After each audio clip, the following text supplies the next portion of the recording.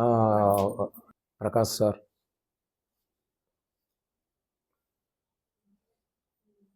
ఇది మొదలుపెట్టే sir Satish sir నిర్వచనం ఇచ్చే ముందు ఒక మాట వచ్చేసి తుళ్ళింది. దీన్ని కంప్లీట్ చేసేసి కాముగేతాను. తర్వాత సారు ఈ 2025 డిసెంబర్లో ధ్యాన మహాచక్రము కడతాల్లో జరుగుతుందన్న విషయం మనందరికీ తెలిసిందే. బహుశా 21 నుంచి 31 వరకు జరుగుతుంది అని అనుకుంటున్నాను నేను. కరెక్టేనా సార్? ఆ డిసెంబర్ టయానికి ధ్యాన మహాచక్రానికి ప్రతి ఒక్కరూ వచ్చేదానికి ప్రయత్నం చేయండి. ఎందుకు రావాలా అనే విషయం నేను ఇప్పుడు చెప్పే మాటల్లో చెప్తాను నేను తప్పకుండాను.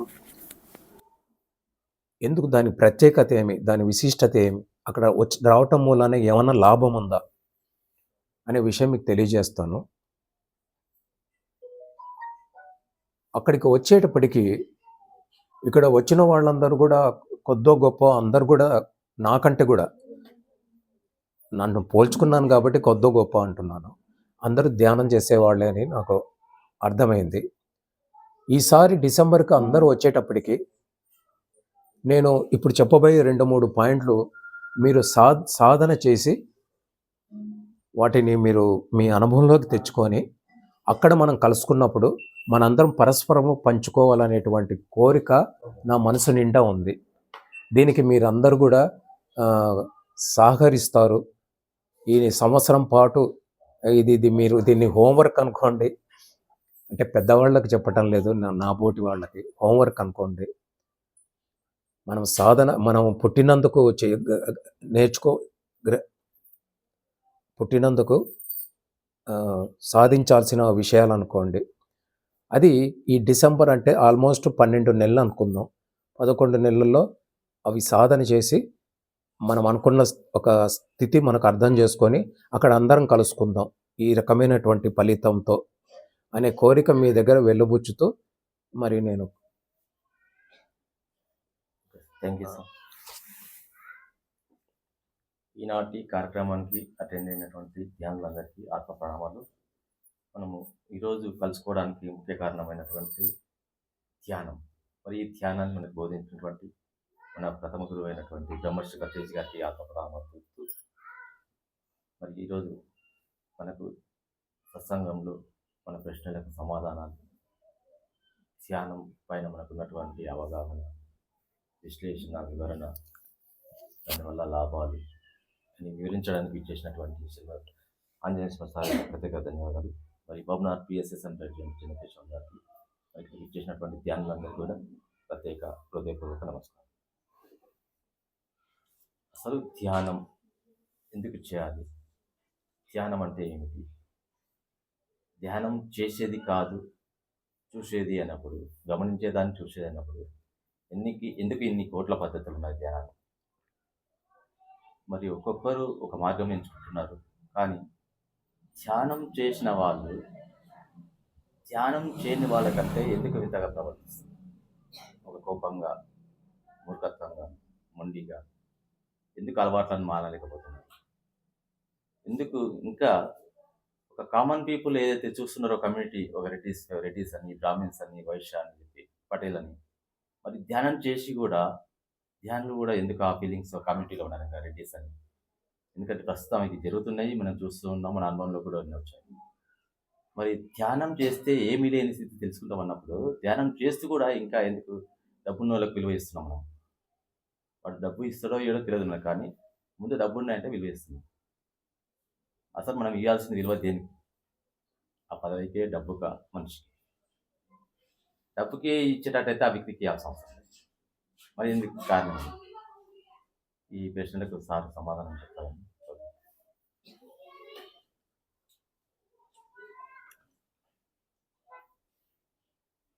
అయ్యా, మీకు నమస్కారంతో మొదలు పెడతాను. చాలా చాలా చాలా అంటే ప్రశ్నల్లో కూడా పరిప్రశ్న అనేటువంటి పద్ధతి ఒకటి ఉంది. అటువంటి పరిప్రశ్న మీరు అందరి ముందు ఉంచారు. కాకపోతే దీనికంటే ముందు వీరు ధనుంజయ్ సార్ ఎక్కడ ఉన్నారు?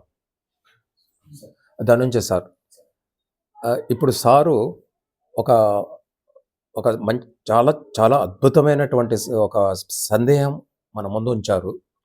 దానికంటే ముందస్తుగా మీరు వచ్చేటప్పుడు హైదరాబాద్ నుంచి ఒక మాట అన్నారు. దీని గురించి మీరు ఒక మాట చెప్తే బావుంటుంది. కొన్ని వాక్యాలు చెప్తే బావుంటుందన్నట్లు మీరు సూచన చేశారు. ఇప్పుడు మరి వీరితో మొదలుపెట్టమంటారా? మీతో మొదలుపెట్టమంటారా?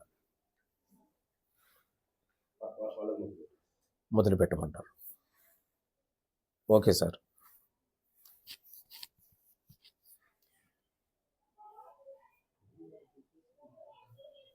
అందరికీ నమస్కారాలండి.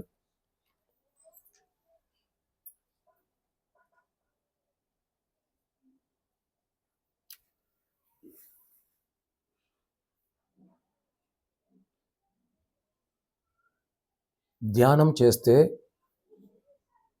ఏమొస్తుంది? దానికంటే ముందు ఇన్ని రకాల ధ్యానాలు ఎందుకు?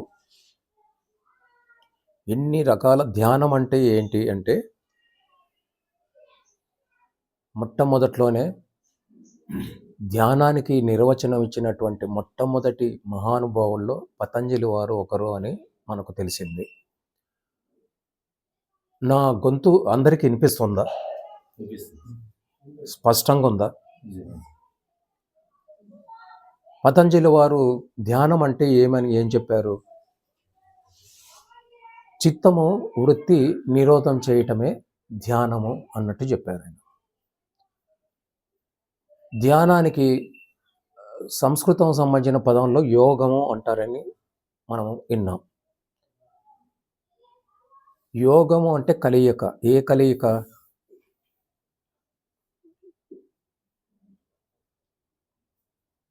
యోగము అంటే కలయిక అనే మాట మనం విన్నాం. ఏ కలయిక అంటే శరీరము మనసు ఏకం కావటం, రెండు కలిసిపోవటం. ఇలా కూర్చున్నా నేను, కానీ నా బుర్ర ఇంకొక ఆలోచన చేస్తుండొచ్చు. ఇప్పుడు సార్ అడిగిన తర్వాత సారు అడగబోయేది ఏంటి అనేది నేను లోపల ఆలోచన చేస్తుండొచ్చు. ఈ రకంగా అంటే శరీరం ఒకటి, మనసు ఒకటి, రెండు వేరువేరు పనులు చేస్తున్నాయి. అలా కాకుండా శరీరము మనసు ఒకటే పంతాలో రెండు ఒకటిగా కలవటం అనేది యోగము అని పతంజలి వారు చెప్పినారు. దాన్నే మనం ధ్యానము అంటామని చెప్పేసి పత్రిజీ లాంటి సార్ లాంటి వాళ్ళు మహానుభావులు మనకు ఇంకొకసారి గట్టిగా చెప్పినారు. అంటే మన ప్రపంచం నా వరకు అందరి వ్యవహారం తీసుకుంటే కూడా పత్రి సారు నా దృష్టిలో ప్రపంచంలో ఉన్నటువంటి అత్యుత్తమమైనటువంటి గురువుల్లో మొదటి స్థానంలో ఉన్నారు అని నా గట్టి నమ్మకం. దాంట్లో నాకే సందేహం లేదు. ఒకవేళ మీలో ఎవరైనా ఎందుకు అలాగా అని అడిగితే దానికి కూడా 1-2 సెంటెన్స్ వివరణ ఇవ్వడానికి నేను సిద్ధంగా ఉన్నాను. ఆ ధ్యానంలో చిత్తము అంటే మనసు, దాని వృత్తి ఏంటంటే ఆలోచన చేయటం. మనసులో ఉండేటువంటి ఆలోచనలని మనం నిరోధించగలిగితే ఏ విధానమైనా సరే, ఏ పద్ధతి అయినా సరే, ఆ రకంగా ఆలోచనలు తగ్గించుకోగలిగితే, లేదంటే ఆలోచనలు పూర్తిగా ఆగిపోయేటట్టు చేసుకుంటే దానిని నేను ధ్యానము అంటానని చెప్పి పతంజలి వారు చెప్పినారు. ఇది సర్వత్రా ప్రపంచమంతా కూడా అందరూ కూడా సరే అని ఒప్పుకున్నటువంటి సూక్తి. ఇది ధ్యానానికి ఇచ్చినటువంటి నిర్వచనం. కాబట్టి సారు వారు అడిగినట్టు ధ్యానంలో ఎన్ని రకాల పద్ధతులు మరి ఎందుకు అన్న దానికి కాలము, పరిస్థితులు, ప్రదేశము, అక్కడి ఆచార వ్యవహారాలు, ఇంకా ఎన్నో విషయాలు కలగలిపి అక్కడ వాళ్ళకి అనుకూలమైనటువంటి పద్ధతి వాళ్ళు తయారు చేసుకున్నారు. ఇప్పుడు మన గ్రూపులో మన అందరినీ ముందుకు నడిపే వాళ్ళు ఎవరు అంటే పత్రి సార్ అని మనం ఒప్పుకుంటాం. అట్లా ఒక ప్రదేశ్ చైనా అనుకుందాం. చైనాలో ముందుకు నడిపే వాళ్ళు ఎవరంటే బోధిధర్మ బోధిధర్మ అనేవాడు తెలుగు మన భారతదేశం వాడే, తమిళనాడుకు సంబంధించిన వ్యక్తి. అక్కడ పోయి చైనాలో అన్ని రకాల యుద్ధ విద్యలు, అన్ని రకాల ధ్యానం, అన్ని రకాలు, రకం కాదు రకాల ధ్యాన పద్ధతులు కూడా అక్కడ నేర్పించినాడు ఆయన. ఎందుకు అక్కడ ఆనాపానసతి శ్వాస మీద ధ్యాస కాకుండా వేరే ఎందుకు నేర్పించినారంటే అక్కడ వాళ్ళకి అక్కడ వాతావరణానికి సరిపడే విధంగా అక్కడ నేర్పించినారు. అంటే ఏతావాత చెప్పడం ఏంటంటే చూడడానికి వినడానికి చాలా పద్ధతులు ఉన్నట్లు ప్రపంచంలో అనిపిస్తాయి, కానీ సూక్ష్మంగా పరిశీలన చేసుకుంటూ పోతే ప్రపంచంలో 2 ధ్యాన పద్ధతులు అనేటివి లేవు, 2 విధానాలు లేవు, ఉండేది ఒక పద్ధతే. ఆ పద్ధతి కూడా ఆనాపానసతే అని కొంతమంది చెప్తుంటారు. నాకు అది కరెక్ట్ కాదేమో అని నాకు అనిపిస్తుంది వ్యక్తిగతంగా.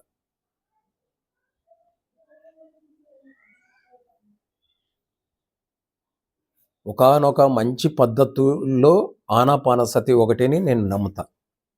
ఉదాహరణకి రామచంద్ర మిషన్ వాళ్ళు ఏం చేస్తారంటే, రామచంద్ర మిషన్ మనం వినే ఉంటాం, అదొక ధ్యాన సంస్థ. వాళ్ళు గుండె చప్పుడు మీద ఏకాగ్రత పెడతారు. కాసేపటికి కొంత సాధన తర్వాత గుండె చప్పుడు ఆగిపోయినట్లు, అంటే మనకి వినపడదు, తెలియకుండానే మన ధ్యాస వచ్చి మన అబ్జర్వేషను శ్వాస మీదకి వస్తుంది. అట్లా చాలా ధ్యాన పద్ధతుల్లో మనం దృష్టి ఒక దగ్గర పెడితే తర్వాత వచ్చి ఆఖరికి అన్ని పద్ధతులు కాదు, కొన్ని పద్ధతుల్లో శ్వాస మీద వచ్చి ఆగిపోతుంది. శ్వాస మీదకి వచ్చేటప్పటికి అంతవరకు హాయిగా 10, 15, 18 సార్లు ఆడుతున్న శ్వాస నెమ్మదిగా తగ్గటం మొదలు పెడుతుంది.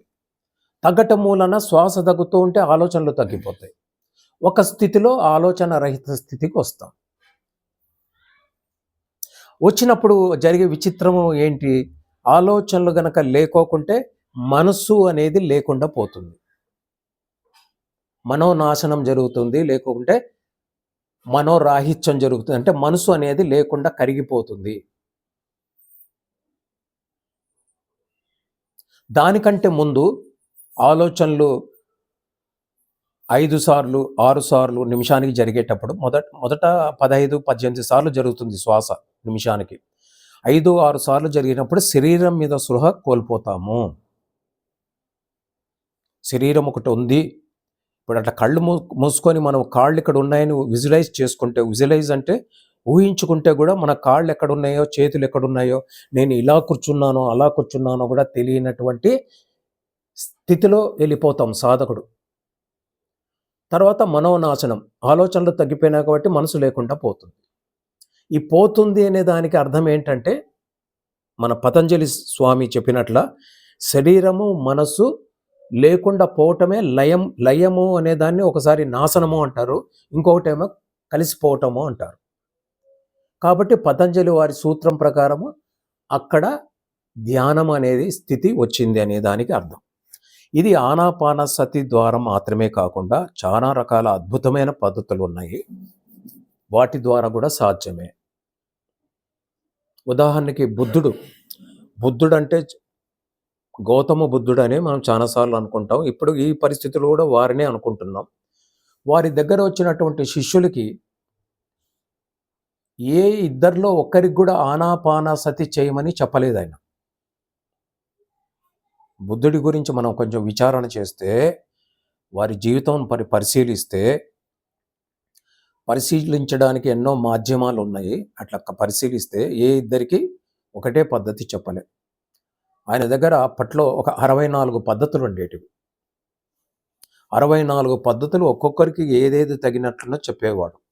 కొన్ని సంవత్సరాల సాధన తర్వాత ఇట్లా ఒకసారి సమావేశమైన తర్వాత ఒకరికి జలపాతం శబ్దం వింటూ ఉండని చెప్పేసి చెప్తారు. ఇంకా ఆ సాధకుడు ఎంత సమయమైనా సరే ఆ శబ్దం వింటూ ఉండేవాడు.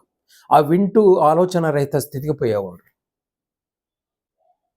శరీర స్పృహ కోల్పోయేవాడు. అట్లే ఒక రాయిలాగా అట్లనే కూర్చునేవాడు. అట్లా చాలా కొన్ని సౌండ్స్ వినటము, వ్యవసాయం చేయటము, ఎన్నో 64 పద్ధతులు. 64 అనేది నేను చూచాయికి చెప్పటం లేదు. ఖచ్చితంగా 64 పద్ధతులు. తర్వాత దాన్ని ఇంకా చానా డెవలప్ చేశారు. అది వేరే విషయము. ఇంకా చాలా పద్ధతులు. ఆ పద్ధతుల్లో పరీక్ష చేసి అతన్ని బుద్ధుడుగా ప్రకటించేవారు. అప్పటి గౌతమ సిద్ధార్థుడు అయినటువంటి బుద్ధుల వారు. అంటే మనకు మూలము బౌద్ధము. మనందరికీ తెలిసే ఉంటుంది. మనము బౌద్ధము యొక్క సూత్రం పద్ధతి ద్వారా ఆనాపానసతి అనేటటువంటి సాధన ద్వారా మనం ముందు వెళ్తున్నామనే విషయం మనకు తెలుసు. ఇంకా బౌద్ధం అంటే ఏమి? ఆ బౌద్ధుడికి ఉండాల్సిన సాధకుడికి లక్షణాలు ఏంటి? అది ఒక కొంచెం పక్కకు పోతుంది టాపిక్. అది కూడా మన అందరం తెలుసుకోవాల్సినటువంటి టాపికే.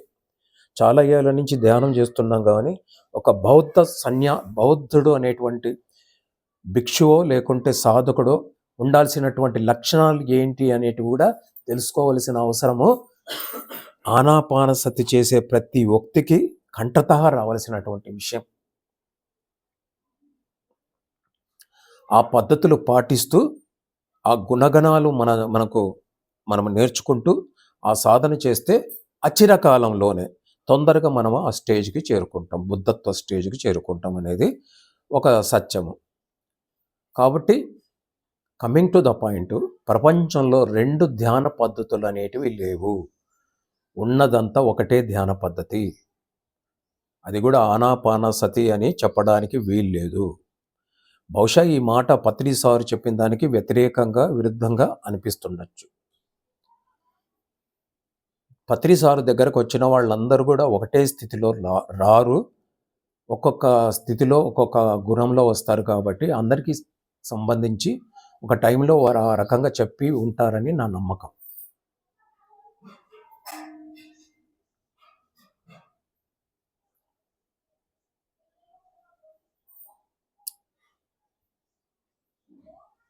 ఇది ఇట్లా మాటలు వింటుంటే కొంచెం కొత్తగా ఉంటాయి, కొంచెం విరుద్ధంగా అనిపిస్తాయి. కానీ సత్యం ఇది. ఎట్లా తెలుస్తుంది సత్యం అంటే చెప్పాను కదండి, 25 రేపు డిసెంబర్ వచ్చే లోపల నేను చెప్పిన పద్ధతిలో మీరు కొత్తగా వేరే చేయటం లేదు, నేను కొత్తగా ఏదో చెప్పబోవటం లేదు. ఒక చిన్న 2-3 కిటుకులు చెప్తాను. దాని ప్రకారం సాధన చేసుకుంటూ ఉంటే ఇప్పుడు దాకా చేసాము. నేను ఎవరు అనేటువంటి ఆత్మ అనుభవం నాకు వచ్చిందా? నేను ఆత్మ అనే అనుభవం నాకు వచ్చిందా? నేను తెలుసుకున్నానా? అనే దానికి ఎవరికి వారు ప్రశ్న వేసుకుంటే మీకే ఆన్సర్ దొరుకుతుంది. సభాముఖంగా చెప్పాల్సిన అవసరం లేదు, నిరూపణ చేయాల్సిన అవసరం అంతకంటే లేదు. ధ్యానం అనేది చాలా చాలా వ్యక్తిగతమైనటువంటి విషయం. మనం అనుకుంటున్న పద్ధతిలో గనక మనం అట్లే పద్ధతిలో ఆచరిస్తే ఈ డిసెంబర్ వచ్చేదానికి నేను ఎవరు అనేటువంటిది, నేను ఆత్మ పదార్థము అనేటువంటి విషయము కూలంకషంగా తెలుసుకోవడానికి 100% ఉంది. ఒకవేళ మీరు ఆల్రెడీ ఆ స్థితిలో ఉన్నారంటే చాలా సంతోషమైనటువంటి విషయం.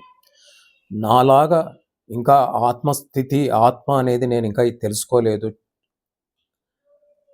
నేను దర్శనం చేసుకోలేదు, అనుభవం పొందలేదు అనుకుంటే నాలాంటి వాళ్ళకి ఇప్పుడు నేను చెప్పే 2-3 టిప్స్ చేస్తే వచ్చేస్తుంది. మరి నీకే కనపడలేదు, నువ్వేం టిప్స్ చెప్తావు అని మీరు అడగచ్చు.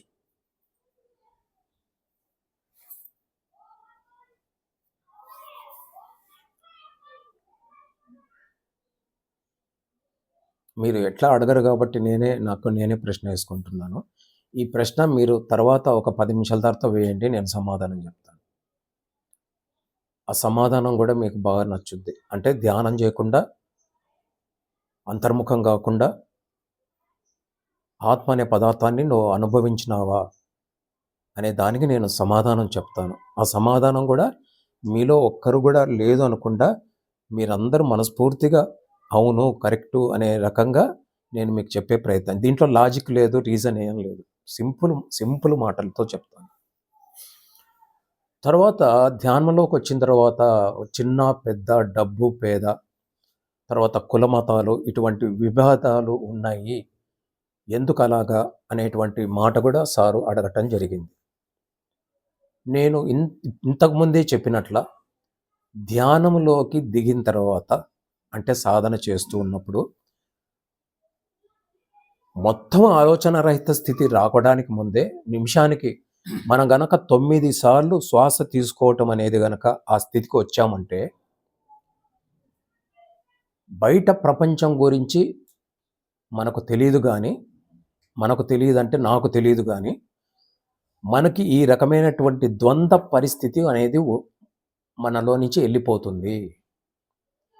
మహబూబ్ నగర్ అంతా కూడాను పెద్దవాడు చిన్నవాడు అనే భేదం చూపించిన నువ్వు ఆంజనేయ శర్మ నువ్వు నిమ్మన జాతి తక్కువ కులం వాడివి, నేను పెద్ద కులం వాడిని అని చెప్పి దేవాలయాలకు రానికపోయినా అడుగు పెట్టి అడుగు తీస్తే అవమానం జరుగుతున్నా కూడా నేను ఎప్పుడైతే మీకు కొంచెం అందాజుగా చెప్పడానికి ప్రయత్నం చేస్తున్నా, నిమిషానికి 18 నుంచి 9, 10, 9, 8, 7 అటువంటి దాంట్లో గనక స్థితికి నిమిషానికి తీసుకునే స్థితికి వస్తే మీలో ఈ ద్వంద్వ స్థితి పోతుంది.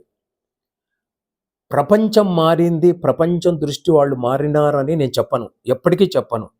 ఈ భూమి ఉన్నంత వరకు ఎన్ని యుగాలు జరిగినా కూడా ఈ ద్వంద్వ ప్రవృత్తి ఉంటూనే ఉంటుంది. చెప్పాలంటే ఎప్పుడో కృతయుగంలోనో అప్పుడు సత్యయుగంలో మొదలైనటువంటిది ఇప్పుడు కలియుగంలో కూడా ఉంది, ఉంటుంది, ఉండబోతుంది. మార్పు మనలో వస్తుంది, మనకు రెండుగా కనపడవు. మనం ఏం చూస్తామో అదే మన మన మన పాలిటికి నిజమవుతుంది, మన పాలిటీ సత్యమవుతుంది. ఈ విషయం మనం చాలా చాలా దగ్గరలో విన్నాం. దాన్ని మనం అనుభవంలో తెచ్చుకోవడానికి ఈ సిద్ధాంతం నేను చెప్తున్నాను, మాట చెప్తున్నాను. అది మన మనసులో ఉండబట్టే ఇన్ని రకాల వైవిధ్యాలు చూస్తున్నాం సంఘంలో. ఆ వైవిధ్యాలన్నీపై అద్వైతం అంటే ఒక్కటే ఉంది, అంటే ఇక్కడ లోపల ఆత్మ ఉంది. దానికంటే ముందు ఏమనుకుంటాం, ప్రతి ఒక్కరూ ఆత్మలే శరీరం పక్కన పెడితే అనే స్థితి నుంచి నేను ఆత్మని అనే అనుభవం వచ్చిన తర్వాత ఇంకోటి వచ్చేది ఏంటంటే 2 ఆత్మలు లేవు, ఉండేది ఒకటే ఆత్మ, అన్ని శరీరాలలో కూడా నేనే ఆత్మనే ఉన్నాను అనేటువంటి విషయము సాధకుడికి అనుభవంలోకి వస్తుంది. నేను చెప్పేది ఇప్పుడు ఆల్మోస్ట్ థియరీ, సిద్ధాంతం. అది అనుభవంలోకి వచ్చినప్పుడు మాత్రమే అర్థమవుతుంది. అంటే అర్థం చేసుకునే స్థితిలో లేమా అని ఎవరిని డిసైడ్ చేయటం లేదు. నాకులాగా ఇంకా ప్రారంభ దశలో ఉన్న వాళ్ళకి ఇది చెప్తే ఏదో అర్థమైనట్టే ఉంటుంది, కానీ అది మనకు అనుభవంలోకి రావాలంటే అది మనము కొంచెము సాధన ద్వారా మాత్రమే చేయగలము. ఇంతకాలం కూడా సాధన వల్ల మాత్రమే సాధ్యము అన్నట్లు మనం విన్నాం. ధ్యానము గంటలు గంటలు చేయాలా, టైం కేటాయించాలా, ప్రతిరోజు చేయాలా అని అన్నాం. కానీ ఈరోజు ధ్యానంతో పాటు మరికొన్ని లక్షణాలు మనము ఆపాదించుకుంటే మనకు అప్పుడు ఈ సాధనతో పాటు అవి కూడా ఆపాదించుకుంటే అచిరకాలంలోనే మనము ఆత్మ అనేటువంటి పదార్థాన్ని అనుభవంలో తెచ్చుకోవచ్చు అని నేను మీకు ఘంటాపథంగా చెప్తున్నాను. ఏ సందేహం లేదు. ఇంతకుముందు సార్ వాళ్ళతో అంతా కూడా మన సతీష్ సార్తో కూడా నేను అడిగితే వీరు చాలా చక్కటి సమాధానం ఇచ్చారు. చాలా బ్రహ్మానందమవుతుంది. ఇటువంటి మాటలు వింటే నాకు అవధుల్లేని ఆనందం దొరుకుతూ ఉంటుంది. మనిషి అని ఎవరినంటారు లక్షణాలు అంటే, సార్ ఎంత మంచి మాట చెప్పారు, నేను మరి తిరిగి చెప్పాలని నాకు కోరిక కలుగుతుంది. దయచేసి మరి చెప్పిన మాటే చెప్తున్నానని ఏమనుకోవద్దండి. మనిషినని ఎవరంటారు? సారు చెప్పిన సమాధానం, మనిషి రూపం చూసే, గుణం చూసే, చేసే పనులను చూసే. అయిపోయింది ఆన్సర్. ఎంత చక్కటి మాట. ఎందుకంటే అదే మనిషిలోనే రాక్షసుడు ఉన్నాడు, జంతువు ఉన్నాడు, ఇంకా ఎన్నో రకాల ఆయన చెప్పారు, 10-15 రకాల ఉదాహరణలు చెప్పారు. కాబట్టి ఇవన్నీ కలిసిన వాడిలో ఏ గుణం ఉంటే మనిషి అంటారు. ఎంత చక్కటి ఇది. దానికే నేను కొంచెం యాడ్ చేసి సాధనతో పాటు వారు చెప్పినటువంటి ఏ లక్షణాలు ఉంటే మనము ఈ డిసెంబర్ లోపల ఆత్మ అనే పదార్థం మన అనుభవంలోకి తెచ్చుకుంటాము 100% అని నేను చెప్పాలని ఉవ్విళ్ళూరుతున్నాను.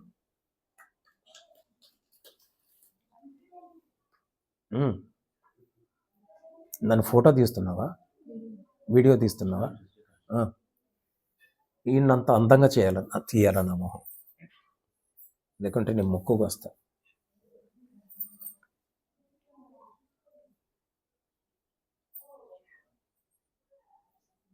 హైదరాబాద్ నుంచి ఇక్కడికి వచ్చేంత వరకు కూడా ధనంజయ్ సార్ అందరం కూడా ఏ లక్షణాలు ఉంటే మనిషి అంటారు అనే మాట చెప్పినారు. అంటే సార్ ఇంతకుముందు చెప్పినట్లు ఇన్ని ద్వంద్వ ప్రవృత్తులు ఉన్నాయి కదా ప్రపంచంలో, ధ్యానం చేసి కూడా ధ్యానం చేసిన వాడికి ఉండదు అని, ఇప్పుడు ఏదో 9 సార్లు శ్వాస తీసుకుంటే ఉండదని చెప్పాం కదా. మరి ఈయన అడిగారు, అట్లా సాధించిన వాళ్ళు కూడా ద్వంద్వ ప్రవృత్తిలో జీవిస్తున్నారు. నేను గొప్ప, నా దగ్గర డబ్బులు ఉన్నాయి, నాకు ఈ పదవి ఉంది, కర్తాల్లో నేను ఏం పదవులు ఉంటాయి కర్తాల్లో, ప్రెసిడెంట్, ట్రస్ట్ మెంబర్స్, ఇంకా కన్వీనర్స్, ట్రెజరీ, ఎట్లుంటుంది. మొన్న పోవలసి వచ్చింది కర్తాలకి, పోతే ఎదురుగుండా గేట్ ఉంది, గేట్ మూసినారు. పక్క నుంచి పోదామంటే ఇంత పోలీసులు వాళ్ళందరూ ఉండి ఒక అరగంట, ముక్కాలు గంట, గంట సేపు మరి ఏదో చిన్నగా చెప్పడానికి ప్రయత్నం చేస్తున్నాం, వాళ్ళేమో బయటికి నెట్టేస్తున్నారు. ఆ ఐడి ఉందా, అది ఉందా, ఇది ఉందా అని చెప్పేసి. అప్పుడు వెంటనే మన సతీష్ సార్ లాంటి ఒక స్నేహితులు నాకు అక్కడ ఉన్నారు. అంటే కొంతకాలం నుంచి నేను ప్రతి పిరమిడ్ దగ్గర కొంతకాలం ఉంటూ వచ్చాను. ఈ 40 ఏళ్లలో ఏం చేశాను నేను? 30 ఏళ్ళ 40 ఏళ్ల నుంచి పత్రి సార్తో ఏం చేస్తాను? ధ్యానం చెయ్యను. ఈ విషయం బాగా అండర్లైన్ చేసుకోండి. ధ్యానం తెలియకుండా వచ్చి కూర్చొని ఏం మాట్లాడతావు అని మీరు నన్ను అడగాలని నేను ఉవ్విళ్ళూరుతున్నాను. ప్రశ్న అట్లా అడిగాల, ఏమంటారు దాన్ని, మొన్న చూసిన 3RR సినిమాలో ఫస్ట్ నిప్పు వస్తుంది, నిప్పులో నుంచి బాణం వస్తుంది ఇట్లా, తర్వాత క్లియర్ అయిపోయి రామ్ చరణ్ ఉంటాడు అల్లూరి సీతారామరాజు వేషంలో, ఆ బాణంపై ఒకటికి టక్కని ఇక్కడ గుచ్చుకుంటుంది. అట్లా మీరు ఈరోజు తమ భేదం లేకుండా మరి ధ్యానం కుదిరినప్పుడు నువ్వు ఎట్లా వచ్చి కూర్చున్నావు? సిగ్గు, నీకేమన్నా లజ్జ, అభిమానము, అవమానం ఏమన్నా ఏడ్చి సచ్చినాయా అని మీరు నన్ను అడగాలని నేను ఊవిళ్ళూరుతున్నా.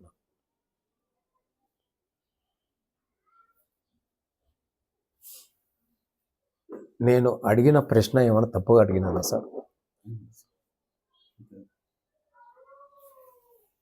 కాబట్టి ఒక చిన్న మంచి పని చేస్తున్నా. నేను ఎప్పుడు ధ్యానం చేయలే.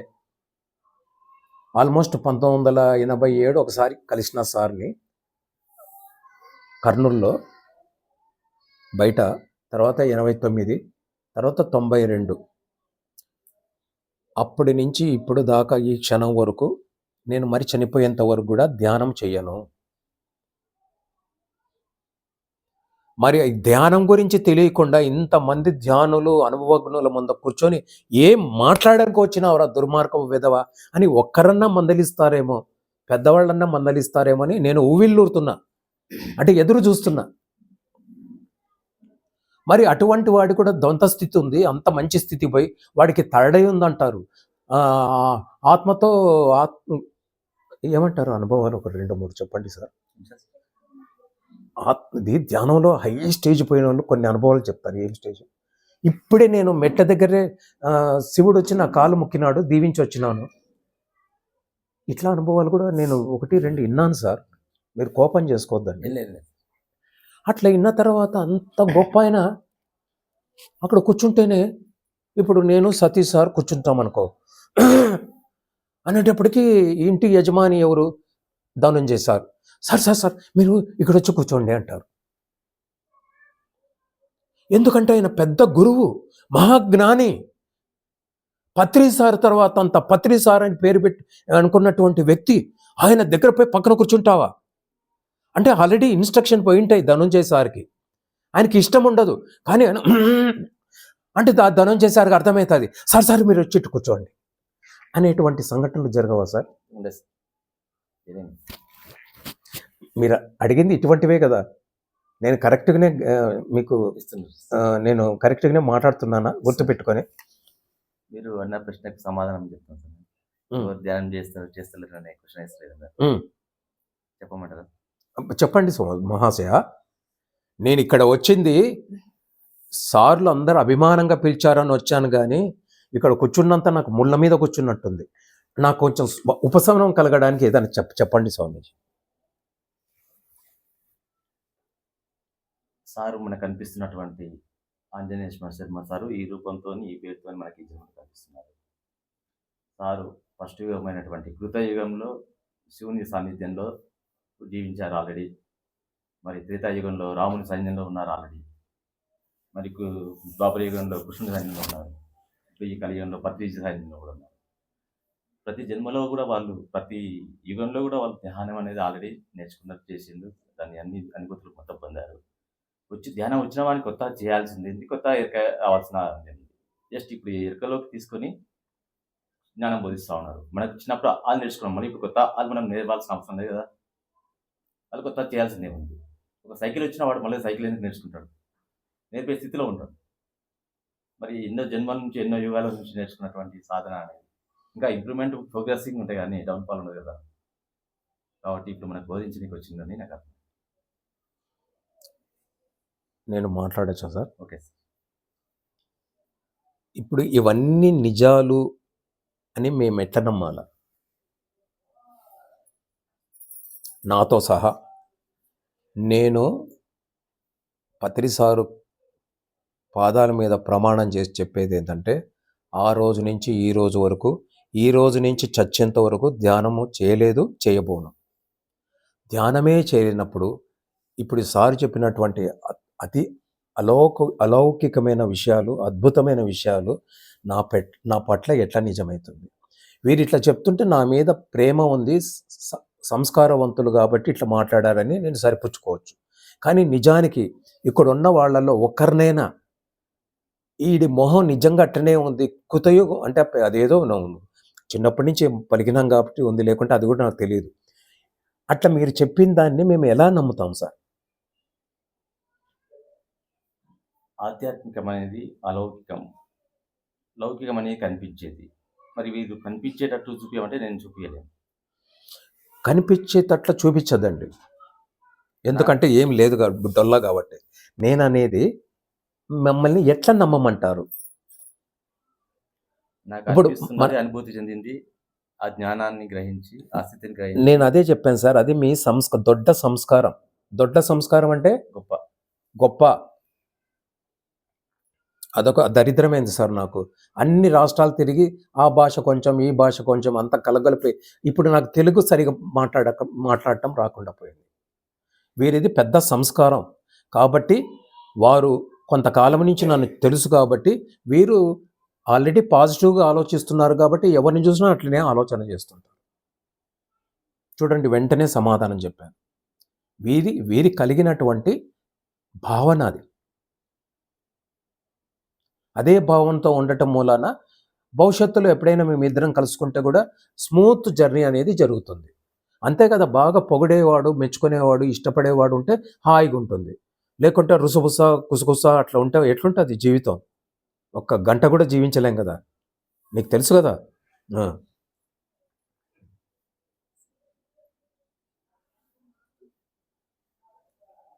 సార్, ఇక్కడ ఉన్నవా మహానుభావులు, ఇప్పుడు నీలయ్య వారిని ఏకవచనంతో పిలుస్తున్నందుకు క్షమించాలా. ఒకసారు నాకు తక్కువలో తక్కువ 30 ఏళ్ల నుంచి వారితో నాకు స్నేహం.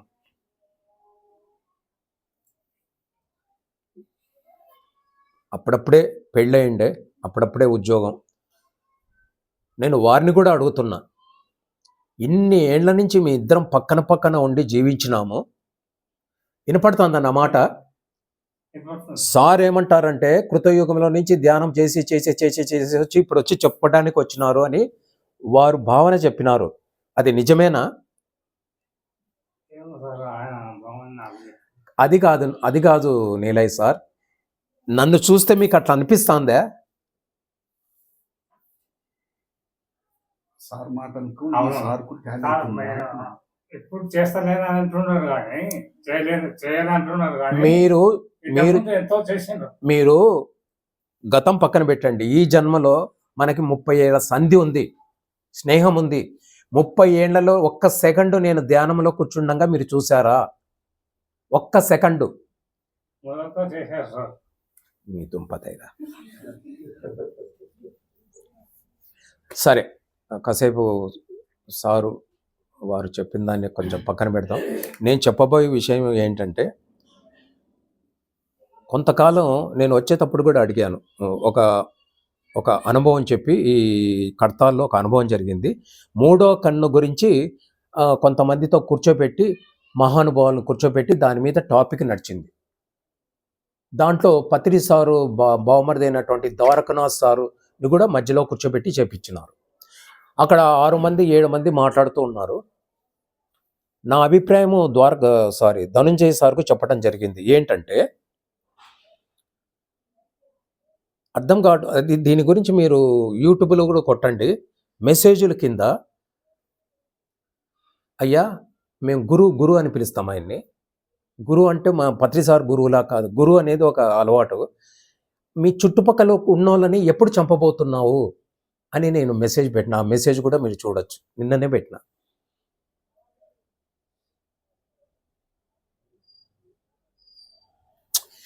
ఇన్నేళ్ళు ఉండబట్టి పత్రి సార్తో పాటి గంధం చెట్టు దగ్గర ఉంటే ఏదో కొంచెం పరిమళం లభిస్తుంది కదా. ఇన్నేళ్లలో ఏమీ నేర్చుకోకపోయినా పత్రి సార్ దగ్గర ఉండి ఉండి అదే వీధిలో అదే ఇంటికి కూడా పంపించేవాడు కాదు. నెలల తరబడి అదే ఇంట్లోనే. అక్కడి నుంచి అట్లే ఆఫీస్ పోవాలా, ఇంటికి రావాలా, తినాలా, అక్కడే నిద్రపోవాలా, స్నానం చేసి మరి అట్లే పోవాలా. ఇంటికి ఒకసారి 3-4 నెలలు పోయేవాని. 20-30 అడుగులు వేస్తే మా ఇల్లు, నేను చెప్పేది కర్నూలు. ఆయన ఇంటి నుంచి పోవాలా.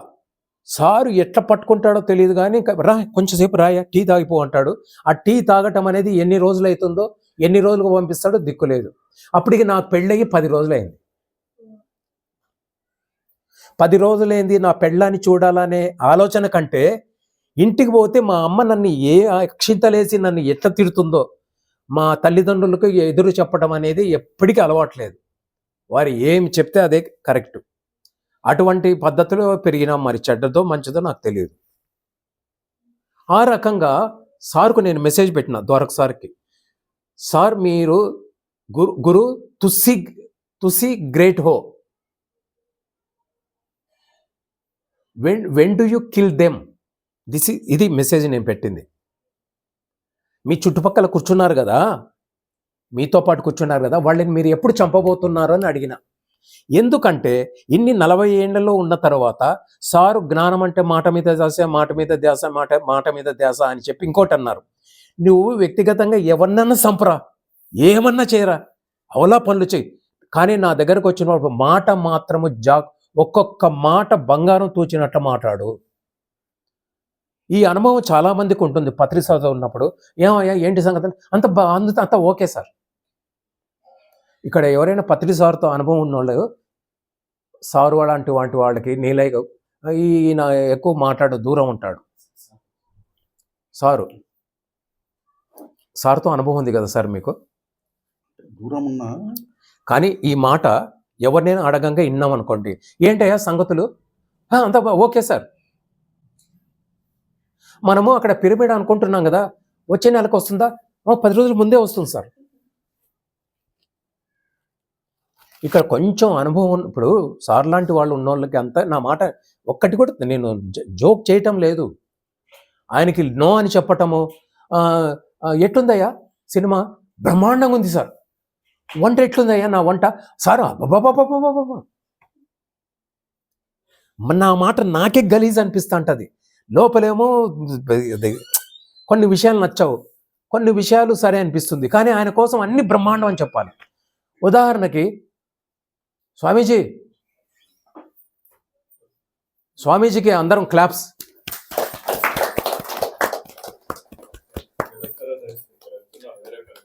రండి స్వామి, ఇక్కడ వచ్చినారు, వేరే పని మీద వచ్చినానని చెప్పండి, నా కోసమే వచ్చినానని చెప్పండి, సంతోషిస్తా. ఈరోజు మనం తిరుపతి రెడ్డి సార్ గురించి, రెడ్డి గారు అనుకున్నాం కదా, చూడండి ప్రత్యక్షమైనారు. నా జీవితం అట్లుంటుంది. ఈ సార్ గురించి, పోలీస్ సార్ గురించి అనుకుంటూ మాట్లాడుకుంటుంటేనే టక్కన వచ్చినారు.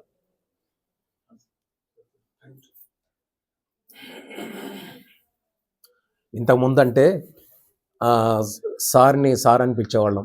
ఇప్పుడు స్వామీజీ అని పిలిచాలా, లేకుంటే ఇంకొక ఏదో స్వరూపానంద స్వామి ఏదో ఉంది. మనకు అందని ఎత్తుకు వెళ్ళిపోయినారు. మరి వారిని ఎట్లా సంబోధించాలో, మరి వారితో సమానంగా కూర్చోవచ్చో లేదో, కింద కూర్చోవాలో నాకు అర్థం కావటం లేదు. నన్ను ఏం చేయమంటారు sir? Tirupati Reddy sir topic ఎక్కడికెక్కడో పోతుందని అనుకుంటున్నారు. ఎక్కడికి పోనీను సార్. మీరు పక్కన కూర్చున్నారు కదా, ఒంటి నిండా భయం ఉంటుంది నాకు. దీనికెందుకప్ప నవ్వు?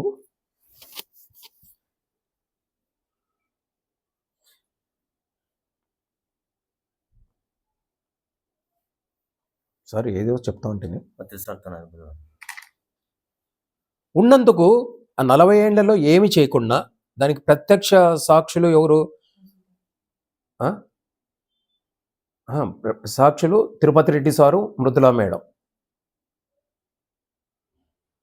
మృదులా మేడం మేము అప్పుడు అక్కడ ఎవరో పని చేస్తుంటే, పరమేశ్వర్ రెడ్డి సారు అటువంటి వాళ్ళందరూ పని చేస్తుంటే అక్కడ పోయి ఏదైనా చేద్దాము, చేసేటప్పుడు ఫోటోలు అవి చేస్తారు కదా, మేము కూడా పని చేసినామని అనిపించుకోవడానికి ఫస్ట్ నేను, మృదులా మేడం, ఉమామేష్ కొంతమంది పోయినాం. ఎక్కడికి? షిరిడీకి. 2-3 రోజులు, 10 రోజులు చూసిన తర్వాత మృదులా మేడం ఒక రోజు వచ్చి సార్ పొద్దున్న లేస్తారు, తింటారు, పండుకుంటారు, లేకుంటే ఏదైనా తిరుగుతారు, బయట పోయి ఏదో తిని వస్తారు, మీకు ఏమి పని చేయాలనిపించదానే. నేనేం మాట్లాడలేదు. తర్వాత ఇంకొక 10 రోజులు పోయిన తర్వాత మేడం మీ అంత బద్ధకస్తుడు కూడా ధ్యానంలో ఉన్నారని చెప్పి ఇప్పుడే తెలిసింది సార్. దానికోసమే నేను షిరిడీకి వచ్చినట్టున్నాను సార్ అని. అమ్మయ్య, ఒక జీవి తెలుసుకున్నారులే అని చెప్పి కొంచెం రిలాక్స్ అయినాను.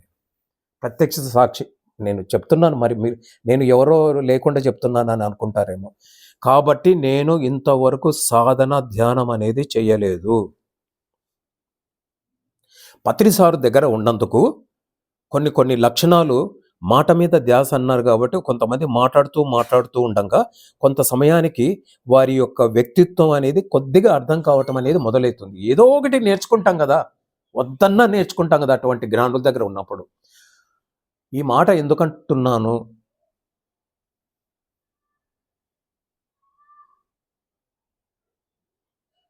అంటే, నేను అంటి కదా, ద్వారక సార్తో అంటి కదా, చంపేయి సార్ వాళ్ళని ఎప్పుడు చంపుతావు అని అడిగినా కదా, ఆ చుట్టుపక్కల వాళ్ళు మాట్లాడుతుంటే 1 గంట సేపో 1.5 సేపో జరిగింది.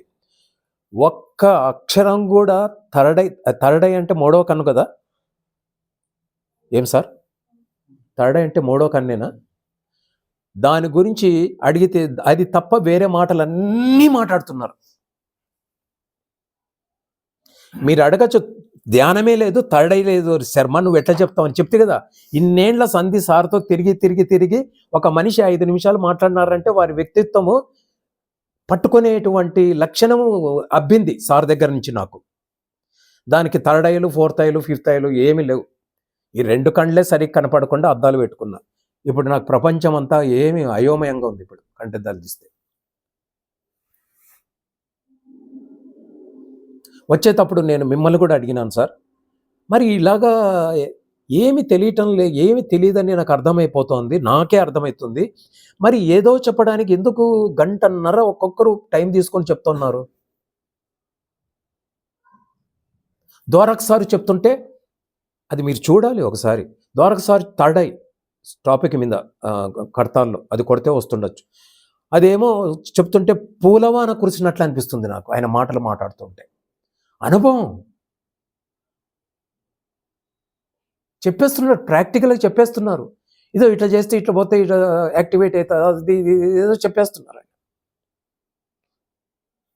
ఒకటి వజ్రపు తునకలు, మిగతా వాళ్ళు మాట్లాడుతున్నారు. ఒక్క మాటలో కూడా అమ్మ మీ థర్డ్ ఐ అనుభవం ఏంటంటే, ఒకసారి నేను గుడికి పోయినాను, మేకను బలిస్తున్నారు, తట్టుకోలేక వచ్చినాను, అంతలోకి ఒక పిల్ల గట్టిగా అరిచింది, అప్పుడు వాళ్ళు దాన్ని మానుకున్నారు, అప్పటి నుంచి ఆ గుడిలో మేకలు చంపటం మానుకున్నారు అది ఎవరైనా విని సంతోషపడతారు. అట్లా సంతోషపడేవాడు అయితే ఆంజనేయ శర్మ ఎందుకెత్తాడు? రాత్రి రాత్రి ఫోన్ చేసి ఆ మేడం నెంబర్ కనుక్కొని, ఆ దేవాలయం ఏంది మేడం అది ఇది అంటే తెలిసిన దేవాలయం. అప్పుడు 100, 1000 మేకలు బలిచ్చేవాళ్ళు ఇప్పుడు 10,000, 20,000 ఇస్తున్నారు. అమ్మ ఏం చెప్పిందంటే ఇంక అప్పటి నుంచి బలి లేదు. అది నా తడై నుంచి నాకు వచ్చినటువంటి ఒక తీక్షణమైనటువంటి కాంతిరేఖ. అక్కడ ఏమి జంతు బలులు జరగకుండా జరిగిపోయింది. ఇది అయిపోయిన తర్వాత ఈ 2-3 రోజుల తర్వాత అమ్మ దగ్గరికి పోయి నేను ఒక మహాత్యాగం చేద్దాం అనుకుంటున్నా. నా కళ్ళజోలు తీసుకుపోయి ఆ అమ్మకి పెడదాం అనుకుంటున్నా. ఎందుకని అడగరే? మీరు అడగరని తెలుసు. ఎందుకంటే కళ్ళు లేకుండా నేను దీనికన్నా లేకుండా పర్వాలేదు. ఆమెకి ఈ 2 కళ్ళు కూడా ఎప్పుడో మూసిపోయినాయేమని నాకు డౌట్. ఈ మాటలు చాలా ఇబ్బందికరంగా ఉంటాయి. కానీ మనము ఈ సార్ అడిగిన ప్రశ్న సామాన్యమైనటువంటిది కాదు. నిజానికి దీనికి సంపూర్ణమైనటువంటి ఆన్సర్ వచ్చేస్తే సగము 90% దరిద్రాలన్నీ మన ధ్యానులకి పోయినట్లే లెక్క. అటువంటి సూటి అయిన లోతైన ప్రశ్న అడిగినారు. అంటే ధైర్యం ఏంటి? పత్రిసారు లేడు కాబట్టి, పత్రిసారుకు అన్ని మహిమలు అన్నీ తెలుసు కాబట్టి ఆయన గ్రహిస్తారని. ఆయన ఉన్నప్పుడు అట్లా మాట్లాడేవాళ్ళు కాదు కదా. మాట్లాడేవాళ్ళ సార్ కూర్చోబెట్టి సమాధాన ప్రశ్నలు అడిగేటప్పుడు కూడా ఎంత ఒద్దిగా అడిగేవారు. అడిగితే వేరే పద్ధతులు అడిగేటప్పుడు అప్పటికే నోరు పంపించేవాడు. మేడం గారు మీరు ఇటువంటి విధవ ప్రశ్నలు కూడా అడుగుతారా? కడతాల్లో ఇంతకుముందు జరిగిన దాంట్లో రికార్డులో చూడండి సార్.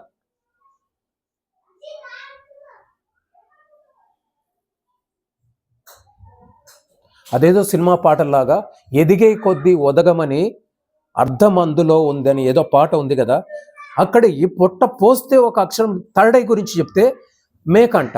మేకకు తరడైకి ఏంటి సంబంధం? వీళ్ళు చెప్పిన దాంట్లో మంచి ఆన్సర్ ఈమె.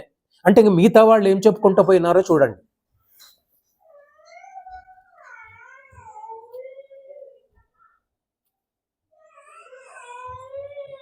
మొత్తం చక్రాలు టెక్నాలజీ అంతా ఒక మహానుభావుడు చెప్తా వస్తున్నాడు. ఏమి తెలియని నేనే నా సెల్ అక్కడ ఉంది కదా చూడండి, మంచి సెల్ అది. తెలియకుండా తలకేసి కొట్టుకుంటే అది చీలికలు అయిపోయింది. పైన ఏదో మనం అంటిస్తాం కదా, చూడండి. నేను జోక్ చేస్తున్నాను అనుకున్నారేమో. నాకు విపరీతమైన ఒక రకమైన ఆవేదననో లేకుంటే ఇన్ని ఏండ్లుండి నీ ఏం తెలియకున్నా పర్వాలేదురా, ఉన్నది ఏదన్నా మాట్లాడరా, లేకుంటే నోరు మూసుకోరా, మాట మీద ధ్యాస పెట్టాలని సారు చెప్పి చెప్పి చెప్పి చెప్పి చెప్పి చచ్చిపోతే అక్కడ ఒక్కొక్కరు మాట్లాడే మాటలు టెక్నికల్ మాటలు ఒక్క ముక్క ఎక్కడ లేనే లేదు అసలు. ఎందుకంటే వాళ్ళు చూసిన ప్రపంచం కంటే నేను చూసిన ప్రపంచం ఎక్కువ. ఈ 35-40 ఏండ్లలో లక్షల మందిని పత్రిసారు నన్ను ఎంతోమంది గురువుల్ని కల్పించినారు, వాళ్ళ చేత మాట్లాడించినారు, మేము చెవులతో విన్నాం. అఫ్ కోర్స్ వాళ్ళ మాటలు, సార్ మాటలు విన్న తర్వాత ఎవరి మాటలు నాకు నచ్చవు, అది నా వ్యక్తిగతమైన విషయం, అది పక్కన పెట్టేద్దాం. ఆ తెలియకోకుండా ఎందుకు మాట్లాడటం? ఈ మాటని మీరు గుర్తుపెట్టుకొని, లక్షణాలని చెప్పాను కదా, ఇది ఈసారి డిసెంబర్ పోయినప్పుడు మీరు ఈ మాట పట్ల దృష్టి పెట్టుకొని మాట్లాడే వాళ్ళందరినీ మీరు గమనించండి.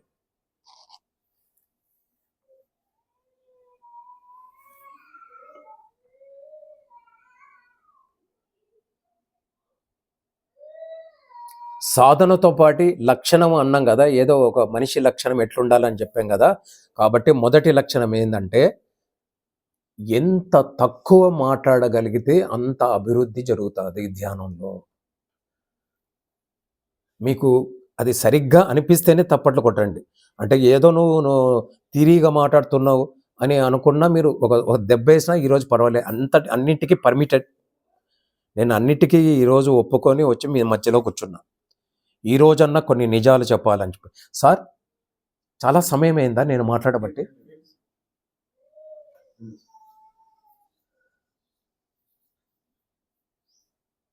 ఉండాల్సిన ఇంకొక లక్షణం, సారు వారిని అడిగితే వారు చెప్పినటువంటి విధానం అద్భుతంగా ఉంది. పత్రి సారు చెప్పిన మాటలు గుర్తు చేసుకుంటూ చెప్తున్నాను. వినటం నేర్చుకో అంటే ఎవరో అడిగారు మా సాధకులు. అంటే మేము వినటం లేదా సార్, మీరు చెప్పింది చెప్పి కాఫీ అడిగితే కాఫీ ఇస్తున్నాం, అది ఇది అన్ని పనులు చేస్తున్నాం కదా. నేను చెప్పిన దాంట్లో 1% కూడా మీరు కరెక్ట్గా చేయలేదు అనేటప్పటికి ఇప్పుడు పెద్ద సార్ లాంటి వాళ్ళు ఎలాగా సార్ భక్తి భావం తెలుసుకోవాలనే ఉద్దేశంలో అడిగితే, నేను ఇప్పుడు నేను ఏం చెప్పాను 5 నిమిషాల క్రితం కాఫీ తీసుకురామన్నా, ఏం తీసుకొచ్చినావు? టీ. సారు పొద్దున్న లేచిన తర్వాత ఫస్ట్ 2 సార్లు కాఫీ తాగుతారు, తర్వాత మరి తెల్లవారేంత వరకు టీ మాత్రమే తాగుతారు. ఇంకా వేరే తాగడానికి వీళ్ళు ఆయనకు ఒక పద్ధతో బలహీనం అని కాదు, అది ఒక పద్ధతి ఆయన అట్లా పెట్టుకున్నాడు. అట్లా లేకుండా కూడా ఉంటాడు, అది వేరే విషయం. ఏమిచ్చావు? కాఫీ.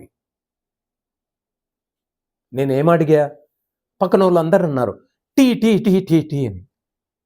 అంతవరకు పెట్టినంత వరకు ఆ వంట రూమ్లో పోతున్నారు, తిరుగుతున్నారు అంతా. ఇప్పుడు సతీష్ సారే పెట్టినారు అనుకోండి, చూస్తున్నారు, అంతా బాగుంది, అప్పుడు ఏం మాట్లాడలే. సార్ అడిగినప్పుడు అందరు హుషారే, సార్ కాఫీ టీ అడిగినారు. అదే బుద్ధి టీ చేసేటప్పుడు చెప్పొచ్చు కదా సార్కి.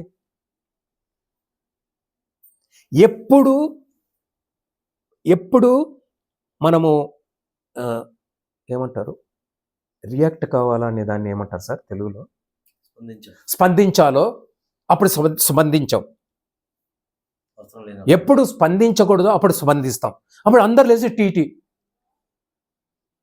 కాదయ్యా, కాఫీ అడిగితే టీ ఇచ్చినావు, నా మాట విన్నానన్నావు, ఇప్పుడేంటి అంటే ఆయన అంత ఆ మాట మాట్లాడినాడంటే వెంటనే రియలైజ్ అయితే అట్లా చేసేవారు ఆయన.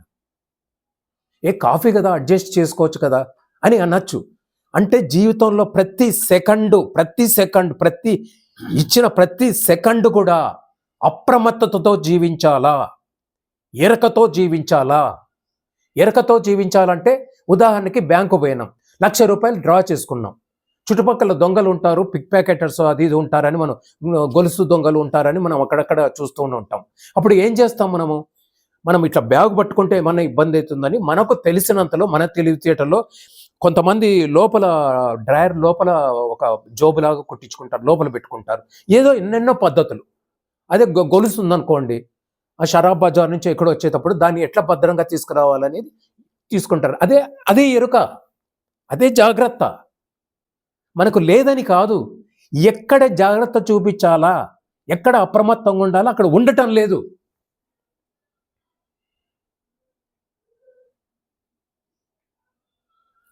నేను మనిషినే, ఆయన మనిషే, నేను ఆత్మనే, అది ఆత్మనే, ఉండేది ఒకటే ఆత్మ, సర్వభూతాత్మ ఏకాత్మ, అన్ని ఆత్మలు లేవు, ఉండేది ఒకటే ఆత్మ, అంతమంది జనాలు లేరు, ఉన్నది ఒకటే. ఇది ఇంటుకుంటూనే వచ్చాం, ఇన్ని ఏండ్లు ఇనుకుంటూ వచ్చాం. అది మనం ఏమన్నా ఈ రోజు నుంచన్నా ఏమన్నా పెట్టడానికి ప్రయత్నం చేస్తామా అనే ఆవేదనతో అడిగినట్టు నాకు అనిపించింది. వీరు ఈ మాట రావడానికి ఎన్ని సంవత్సరాలు నలిగి అనుభవించి ఈ మాట వచ్చిందో నాకు అర్థమైంది. చాలా సంతోషమైంది నాకు. సంతోషం ఏందంటే ఏంటి, వారు అడిగిన ప్రశ్ననే ప్రశ్న అంటే అట్లా అంత అద్భుతంగా ఉండాలి. ఈ మాట పత్రి సార్ చెప్పారు, ప్రతిదీ పత్రి సార్ చెప్పిన మాటలే. నేను సొంతంగా నేర్చుకుంది ఏమీ లేదు, సొంతంగా కూడా నేర్చుకోలే. పత్రి సార్తో దెబ్బలు తిని ఒక 2 నిమిషాలు 5 నిమిషాలు ఉంటే ఆ మనిషి యొక్క డాటా మొత్తం నాకు అర్థమవుతుంది. డాటా అంటే ఆయన పూర్వజన్మలు ఏంటి అట్లా కాదు, ఆయన వ్యక్తిత్వం ఏంటి. రెడ్డి గారు, నేను ఇట్లా చూపిస్తున్నానని మీరు అనుకోవద్దండి, నేను జనరల్గా చెప్తున్నా. ఆయన మనస్తత్వం ఏంటి, వ్యక్తిత్వం ఏంటి, ఈ రెండు విషయాలు నాకు 2 నుంచి 5 నిమిషాల్లో గ్రహించగలిగినటువంటి కఠినమైనటువంటి ఏమంటారు శిక్షణ ఇచ్చినాడు పత్రి సార్. దీన్ని మరి అతీంద్రియ శక్తులు ఏమనుకోవద్దండి, ఈఎస్పీస్ అవేం లేదు, ఎక్స్ట్రా సెన్సియరీ పవర్స్ కాదు. ఇది నా స్థానంలో ఎవరున్నా నేను కొట్టించుకున్న దెబ్బలకి ఇంకా మహానుభావాలు అవుతారు. నేను కాబట్టి అక్కడితో ఆగిపోయినా. నేను అట్లా గమనించినాను కాబట్టి చెప్పిన. వీళ్ళందరినీ ఎందుకు చంపకూడదు, మెసేజ్ పెట్టినా చూడండి.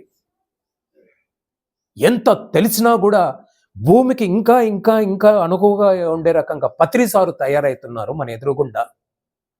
ఆ లాస్ట్ డేస్లో కూడా స్టేజ్ మీద పోతారు, అక్కడే పోతారు, జనాల్లో పోయి షేక్ హ్యాండ్, వాళ్ళు ఎదురు చూస్తుంటారు చాలామంది. సార్ని ఒకసారి చూస్తే చాలు, వారి స్పర్శ జరిగితే చాలు అని చెప్పి కొన్ని లక్షల మంది వస్తుంటారు. ధ్యానం సంగతి దేవుడెరుగు. నా వరకు నేను అనంత కర్నూలులో ధ్యాన యజ్ఞం జరిగింది 1999, 2000, 2001, 2002, 2003 కొన్ని రోజులు. ఆ జరిగినప్పుడు సార్ స్టేజ్ నుంచి దిగి 5 to 7 meditation, 2 hours meditation, 7 to 8 గీత, భగవద్గీత గురించి చెప్పడం మొదలుపెట్టినారు. ఆ రోజు ఇనింది 1999 విన్న మాట కృష్ణ అనే మాట దగ్గర నుంచి ఆయన ఇచ్చిన వివరణ ఇంతవరకు నేను ఎక్కడ వినలేదు, చదవలేదు. అదృష్టం కొద్దో దురదృష్టం కొద్దో పుట్టిన కొన్ని సంవత్సరాల వరకు వేదము నేర్చుకోవటం జరిగింది, తప్పనిసరిగా నేర్చుకోవటం జరిగింది. వేదాల్లో కూడా కృష్ణ అనే శబ్దానికి ఇంత విపులమైనటువంటి అర్థం ఇచ్చిన మహానుభావుని నేను ఎవరిని చూడలేదు. తల తిరిగిపోయింది. గీతకి ఇటువంటి అర్థం కూడా ఉంటుందా? మరి 2000కి ఉత్తర గీత గురించి మాట్లాడినారు సార్. ఆ 7 to 8 లాస్ట్కి ఏమైపోయిందంటే, ఏ ధ్యానగ్రం పోయినా ఆ ధ్యానము లేదు, ఏం లేదు. మిగతా జనాలు పొద్దున్న నుంచి అందరూ స్వాములు వస్తుంటారు కదా, పత్రి సార్ మాట్లాడే మాట అప్పుడు గంట మాట్లాడు, తర్వాత 3/4 గంట, అర్ధ గంట, ఇంకోసారి పావు గంట అయినట్టుంది ఈ మధ్యకాలంలో. మాట్లాడే ప్రతి మాటకి పరవశం కలుగుతుంది, పరవశం. ఈ మేను పరవశం, పర అంటే వేరే వాళ్ళకి వశమైపోతుంది. ఈ మనసు వేరే వాళ్ళకి వశమైపోతుంది. ఎవరు? పత్రి సార్కి. ఇది పొగడ్త కాదు. మరి ఇంత ఇష్టం ఉండి నువ్వు ఎందుకు ధ్యానం చేయలేదు? అదే కదా తమాషా. ఇట్లా మాట్లాడడానికి గంటలు టైం తీసుకుంటాను, కానీ ఆచరణలో గురువు కాదు, వారి గురువు కూడా చెప్పినా కూడా వినే తత్వము ఉండదు. మనిషికి ఉన్నటువంటి అవలక్షణాల్లో ఇది ఒకటి. ఎవరు చెప్పినా వినంతనే వేగరపడక అన్నట్టు, ఎవరు చెప్పినా వినాలి. ఆ వినటము తర్వాత వాళ్ళలో ఉన్నటువంటి మంచి విషయాన్ని మనం గ్రహించాలి. హంస పాలును నీళ్లను వేరు చేసినట్లు. ఇది సాధకుడికి ఉండవలసినటువంటిది ఇంకొక లక్షణం. మొదటి లక్షణము మాట్లాడటం తగ్గించాలా, వినటం బాగా నేర్చుకోవాలా. ఎదుటి వాళ్ళలో మనము అవలక్షణాలు చూడటం మానేసి వాళ్ళ దగ్గర వాడు ఉండేదే అవగాడనుకో, ఏమంటారు, అవలక్షణాలు ఉన్నాడు. ఉదాహరణకి మెడలో వేసుకున్నారు చూడండి సార్, అంగుళీమాలుడు పరమ దుర్మార్గుడు, పరమ హంతకుడు. అటువంటి ఆయనతో బుద్ధుడు ఎట్లా ప్రవర్తించినారు? ఆ ప్రవర్తించిన తీరుకి అంగుళీమాలుడు సన్యాసం తీసుకొని అచిర కాలంలోనే బుద్ధుడైపోయినాడు. ఇది నేను చెప్తున్న కథ కాదు, జరిగిన కథ. కాబట్టి దీన్ని బట్టి మనకు అర్థమయ్యేది ఏంటి? ఇంకొక ఉదాహరణ పత్రి సార్ దగ్గరకు రావడానికి ముందు వివిధ రకాలైనటువంటి మనస్తత్వాలతో మనం ఉంటాం. ఒక్కసారి ఆయన దగ్గరకు వచ్చి కూర్చుంటూనే మనకు తెలియకుండానే ఆయన ఏం చెప్తే అది చేయాలనిపిస్తుంది, ఏమి చెప్తే అది ఆచరించాలనిపిస్తుంది. నాకు తప్ప ధ్యానం చేయలేదనుకోండి, అట్లా అందరికీ అనిపిస్తుంది.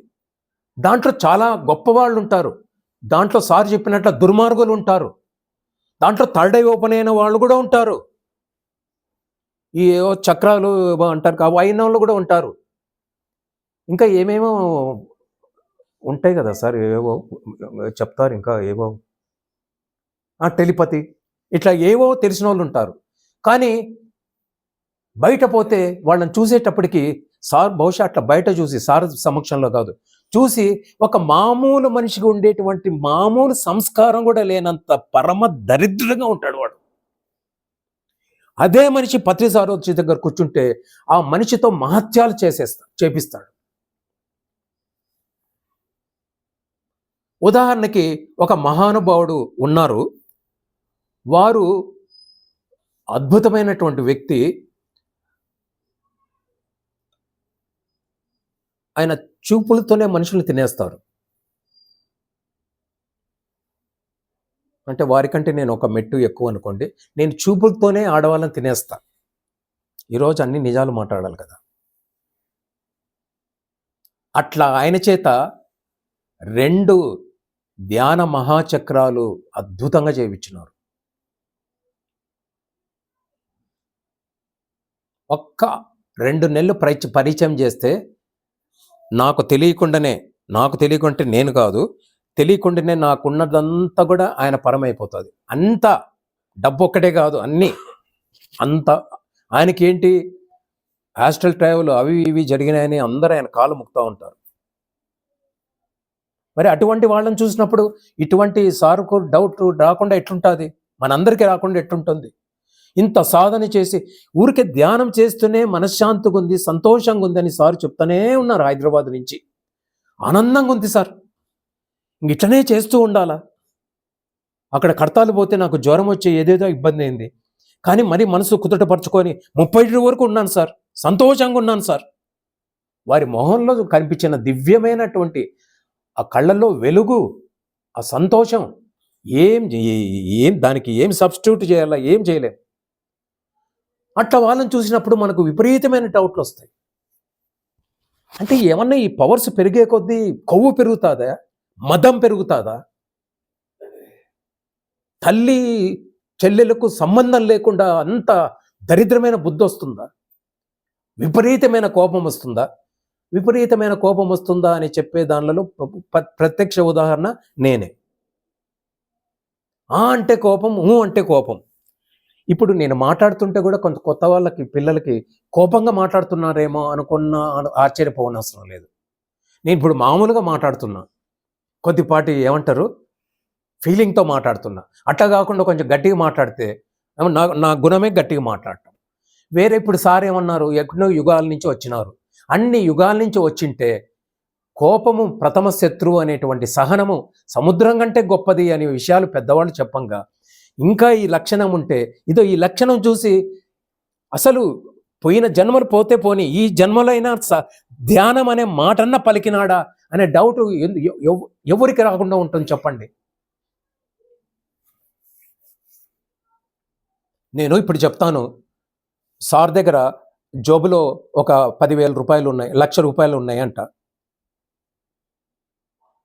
వచ్చేస్తాయా 1,00,000 రూపాయలు? అదేవిధంగా సారు నా మీద అభిమానంతో వీరు శిష్యరికం చేశారు, అఖండ సాధన చేసినారు, చెప్పడం మంచి మాటే.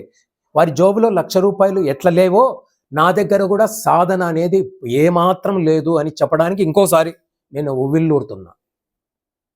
ఉవ్విళ్ళూరటం అంటే ఎన్నో సంవత్సరాలు నన్ను నేను మోసం చేసుకొని ఆ బుక్కులు చదివింది, పత్రిసారి చెప్పింది, అవి ఇవి కలిపి కొట్టి ఆంజనేయ శర్మ అంటేనే అబ్బబ్బ. నా ముందు ఎవరో అడిగారంట సార్ లాంటి వాళ్ళు, ఆంజనేయ శర్మ అందరికీ మీరు ఇచ్చినారు, ఈయనకి ఎందుకు? అప్పుడు ధ్యానరత్న అంటే ధ్యానరత్న అనే పెద్ద బిరుదు, ఇప్పుడు బ్రహ్మర్షిలో ఏవో వచ్చినట్లు మనకు తెలుసు. ఆయనకి ఎందుకు వేయలేదు అంటే, అవును ఎందుకు వేయలేదు కాబట్టి ఇప్పుడు నుంచి ఏమని పిలుస్తారంటే థర్డ్ ఐ మాస్టర్ అని చెప్తే, ఎప్పుడు ఏదైనా పొరపాటున ఇంటర్వ్యూలో పోతే గ్రేట్ థర్డ్ ఐ మాస్టర్, ఇంతకు మించిన భూమిలో ఉన్న థర్డ్ ఐ మాస్టర్లో పెద్ద third I master Anjaneya Sharma. ఇంకా అది చూసి ఇంకొకరు, ఎవరు ఈ మధ్య 4వ కన్ను 5వ కన్ను కూడా ఉందని చెప్పి మనం యూట్యూబ్లో చూస్తున్నాం మన ధ్యానం కార్యక్రమంలో. ఎవరైనా ఏం సార్ ఎవరు పెట్టారు, 6వ కన్ను మాస్టరు ఆంజనేయ శర్మ.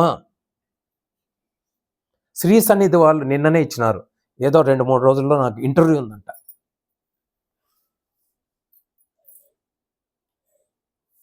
అంటే సార్కి ఫోన్ చేసి, సత్యం సార్ దానికి ఓనరు, అడిగాను, సార్ మీరు ఎట్లా చెప్తున్నారు సార్ ఇట్లా 6వ కన్ను అని అంటే, సార్ మీకు నాది అప్పుడు మీరు వచ్చినప్పుడు ఫస్ట్ వచ్చినప్పుడు అంటే గతంలో కూడా ఏదో పోయినట్టున్నాను, ఆ గతంలో ఉన్నప్పుడు నాకు 2 లక్షల ఇంత సబ్స్క్రైబర్స్ ఉండ్రి, ఇప్పుడు 3.5 లక్షలు దాటినారు సార్ కేవలం ఈ 6 నెలల్లో.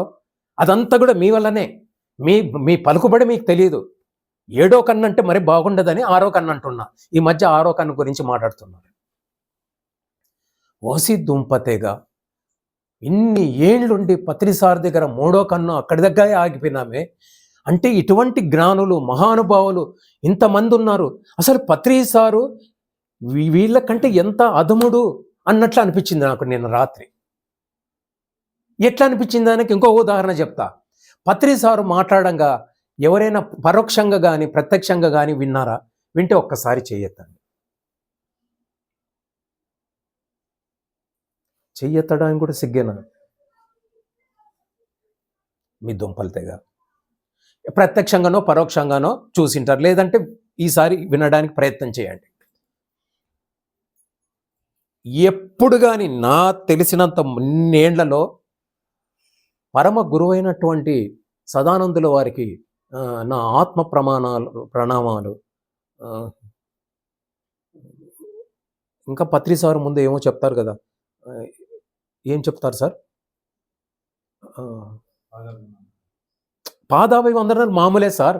సార్కు ముందు కొన్ని బిరుదులు ఉన్నాయి కదా, వేదవది కరెక్ట్ టైం. జగద్గురువు సార్, బ్రహ్మర్షి, డాక్టరు, పితామహ, విశ్వాత్మ అని చెప్పకుండా ఎవరైనా ప్రోగ్రాము మొదలు పెడుతున్నారా?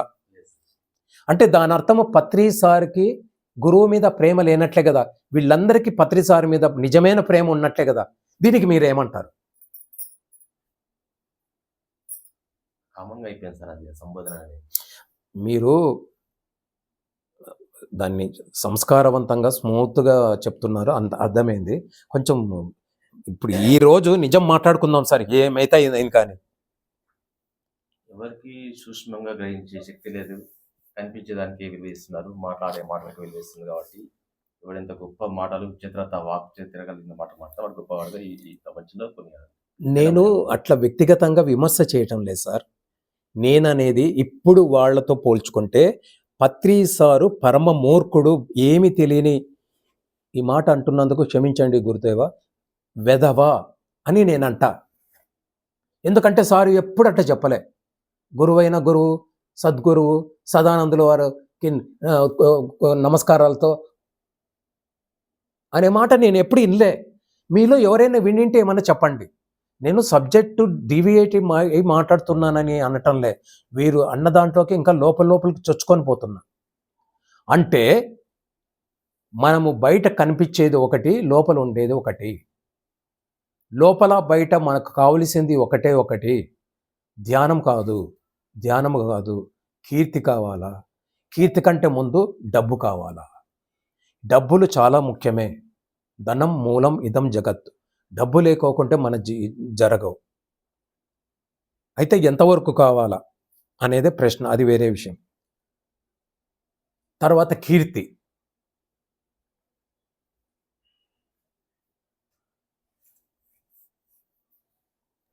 ఇప్పుడు ఎవడో వచ్చినాడు ఆంజనేయ శర్మ, ఇక్కడ వచ్చినాడు, కూర్చున్నాడు, 2 మాటలు మాట్లాడినాడు. ఉన్నటువంటి 10 మందిలో 9 మందికి మెత్తగా కొట్టాలనిపిస్తుంది. ఒకరికేమో ఏదో బాగానే మాట్లాడుతున్నారులే అనుకుని ఆ మాట అంటారు. దానికి వెంటనే వెనకల టిన్ టిన్ అది ఏదో మ్యూజిక్ వస్తుంది కదా ధ్యానమహా చక్రంలో, ఆ మ్యూజిక్ వస్తుంటుంది. వెంటనే చాలువ, వెంటనే గంధం, వెంటనే కుంకుమ, వెంటనే పన్నీరు. ఏం పొడిచినాడు అని చెప్పేసి గంధం పెట్టి, అది పెట్టి, ఇది పెట్టి, కాళ్ళకు నమస్కారం చేసి.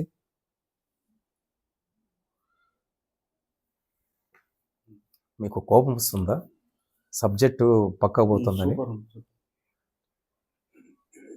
చాలా రోజుల కాలము బాధని ఈరోజు నేను నా కుటుంబ సభ్యుల ముందు వెళ్ళబుచ్చుకుంటున్నాను సార్.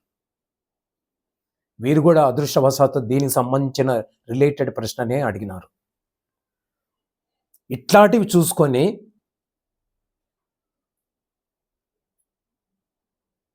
ఆయన ఏదో ఇచ్చినాడు పో పత్రిసారు బ్రహ్మర్షి. అఫ్కోర్స్ నాకు ఇయ్యలేదని బాధ ఉంది, అందుకే అట్లా అంటున్నాను.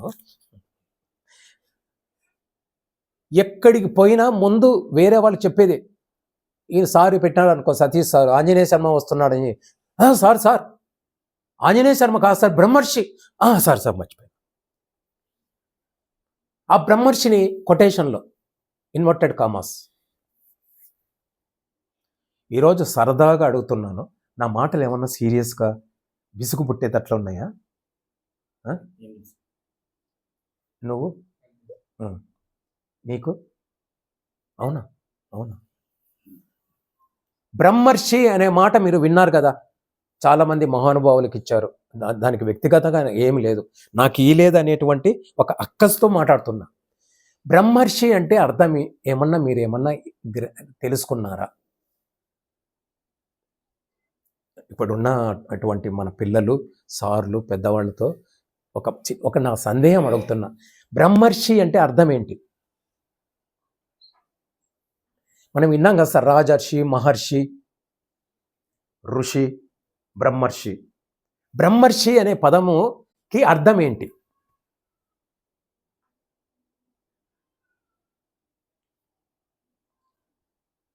బ్రహ్మాన్ని అంత అర్థం చేసుకున్నవాడని ఆ జ్ఞానపరుడని అర్థం.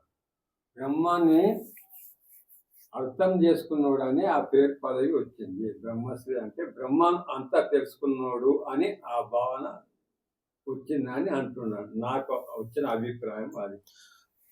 కరెక్ట్గా చెప్పారు సార్, మీరు సూటిగా చెప్పారు. దీనికి కొంతమందికో చాలామందికో ఈ ఈ ఈ బిరుదు లాంటిది ఇచ్చారని అనుకుంటున్నాను. మనకు గుర్తున్నంత ఇంతమందిలో సారు చెప్పినట్ల విశ్వంలో ఉన్నటువంటి బ్రహ్మం అల్టిమేట్ జ్ఞానము వచ్చిందని మీరు భావిస్తున్నారా ఇచ్చిన వాళ్ళకి? లేదంటే దాన్ని దాటిపోయినారా అని అనుకుంటున్నారా? లేకుంటే ఏమనుకుంటున్నారు? ఇది విమర్శ కాదు, మనకు తెలియాలి కదా. మన సంస్థలో బ్రహ్మర్షి అన్నారు, ఏంటి దానికి అర్థమని ఎవరైనా అడిగితే మనం ఏదో చెప్పాలి కదా. అదే మాట మనం అనుకుంటున్నాం ఈరోజు. అట్లా ఏమైనా అర్థం తెలిసిందా? అట్లా అట్లా అట్లా సార్ చెప్పినట్ల బ్రహ్మం అంటే విశ్వములో ఉన్నటువంటి జ్ఞానము మొత్తము బ్రహ్మ అనేటువంటి దేవుడికి తెలిసినట్ల నాకు కూడా తెలిసింది అని మనం చెప్పగలిగినటువంటి వ్యక్తులని మనము ఇప్పుడు ఏమన్నా దర్శనం చేసుకున్నామా? ఇంతవరకు దర్శనం చేసుకున్నామా?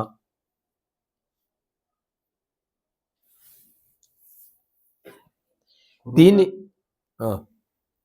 గురువు గారికి అదంతా అబ్బింది. మన ప్రత్యక్ష ఆయనను ఈ బిరుదు ఆయనకు సరిపోయిందని నా అభిప్రాయం. మీరు కొంచెం తప్పుగా నన్ను అర్థం చేసుకుంటున్నారు. పత్రి సారు నాగలోకం, మీకు అర్థమైంది కదా సార్. నేనేమో పాతాళలోకం. నాగలోకం ఎక్కడ, పాతాళలోకం ఎక్కడ? వారిని కలపటం లేదు. బ్రహ్మర్షి కాదు, వారికి ఇంకా విష్ణుర్షి, శివర్షి, ఇంకా ఏమన్నా ఇచ్చినా కూడా దానికి వారు తగినవారు అని త్రికరణ శుద్ధిగా నమ్మే వాళ్ళలో నేను కూడా ఒకరిని అని నేను సంతోషంగా చెప్తున్నా. నేను అనేది ఏంటంటే, ఎవరన్నా ఏమన్నా ఈని కానీ, ఏమన్నా తిట్టని కానీ పొగడని కానీ దానికి నేను అర్హత ఉందా లేదా అనేటువంటిది సాధకుడు అనేవాడు చెక్ చేసుకోవాలి. సాధన ద్వారా శీఘ్రమైనటువంటి గతి చేరుకోవాలనుకునేవాడు ఎదుటివాడు చెప్పిన దానికి కుంగిపోకుండా దానికి నాకు అర్హత ఉందా లేదా అని తెలుసుకోవాలి. ఇది ఒక లక్షణం. ఇప్పటికి 4 లక్షణాలు చెప్పాను నేను. ఎవరైనా గుర్తుంటే ఇంకొకసారి తిరిగి చెప్పే ప్రయత్నం చేస్తారా? ఇప్పుడు 4 లక్షణాలు చెప్పినాను.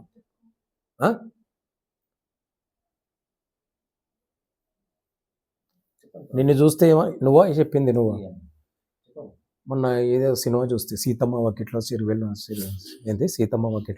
చెట్టు లాస్ట్ ఎండింగ్కి వచ్చేటప్పుడు ఆ తలుపు దగ్గర వెంకటేష్, అంజలి నిలబడి ఉంటారు. మీ పేరు ఏందమ్మంటే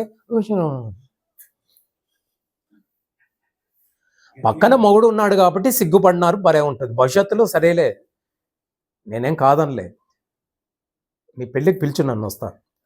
ఇప్పుడు ఎవరున్నా సిగ్గుపడడానికి అందరు తల్లులు, తండ్రులు, అబ్బాయిలు, బాబాయిలు అందరూ ఉన్నారు. శుభ్రంగా నువ్వు ఏదో చెప్పచ్చు కదా, చిన్నమ్మ తక్కువ. నీ పేరేంటంటే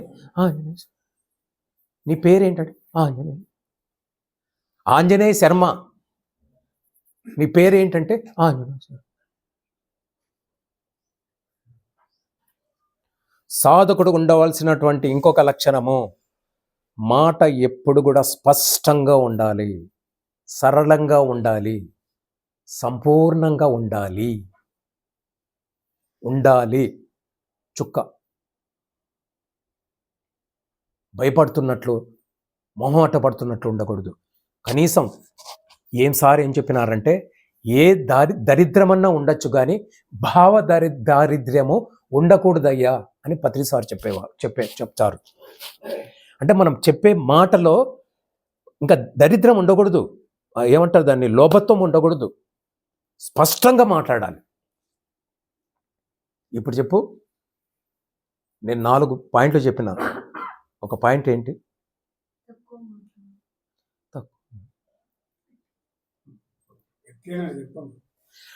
బిడ్డ, నేను బాధ పెట్టడం లేదు, కంట సాధకుడికి కావలసిన లక్షణం అది.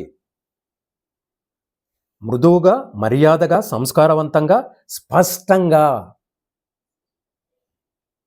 దృఢంగా అంటే కాదు, అంటే మాటలో నమ్మకము, ఒక పట్టుతో మాట్లాడాలి.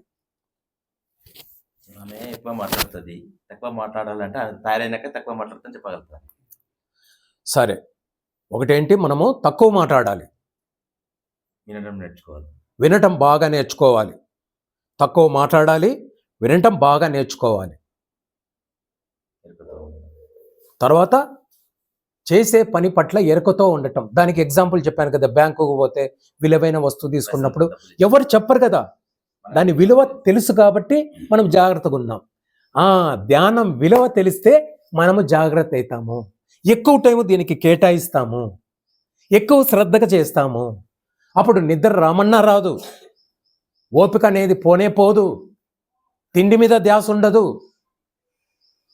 ఇప్పుడు మీకు తెలీదు కానీ నేను చెప్తాను, ఇప్పుడు ఈ సందర్భంలో చెప్పొచ్చో లేదో కానీ, ఎప్పుడో 20-30 ఏళ్ల క్రితము హైదరాబాదులో రామకృష్ణ మఠం ఎదురుగుండా ఇందిరా పార్క్ ఉండేది. కొత్త పార్కు, పెద్ద పార్క్ అని చెప్పి అప్పుడు నేను మన ఫ్రెండ్స్ అట్లా పోతా అంటే, ఏ పొద దగ్గర చూసినా కూడా ఒక ఆడామొగ, సహజమే, ఏదో చూసుకోపోవచ్చు కదా. నేను నా పక్కనున్న నాకు తమ్ముడేతాడు, వాడు చెప్తాడు, అరే ఆంజనేయులు, వాడి వయసు ఎంత ఉంటుందిరా అంటే, ఆ మగపిల్లవాడిది ఉండొచ్చు ఒక 35-40. ఆ పిల్ల వయసు ఎంత ఉందిరా, 12-13. ఇదేంద్రా అట్లా. ఈ మాట నేను ఎందుకు చెప్తున్నాను,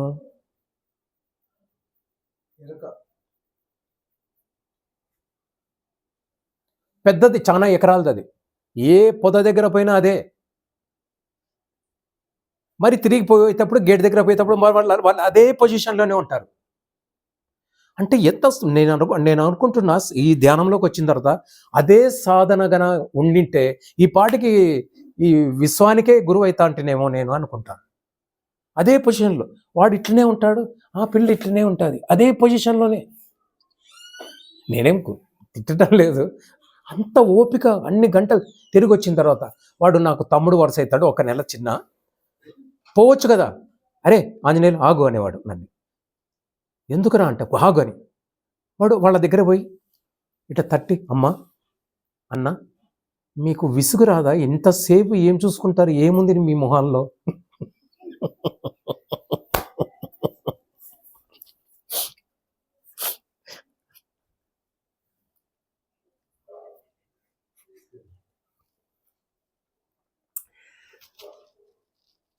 అంటే శ్రద్ధ ఉన్నప్పుడు చుట్టుపక్కల ఎవరున్నారు, ఏమనుకుంటారు, ఏమి స్పందిస్తారు, ఏ రకంగా చేస్తారు, పొరపాటు మా నాయన వచ్చినాడా, ఇంకోరు వచ్చినారా అటువంటిది లేకుండా తన పని చేసే పని పట్ల శ్రద్ధ ఉన్నవాడే సాధకుడు. ఆ శ్రద్ధ అనేది ఉండాలా అని నేను చెప్పడానికి ప్రయత్నం చేస్తున్నా.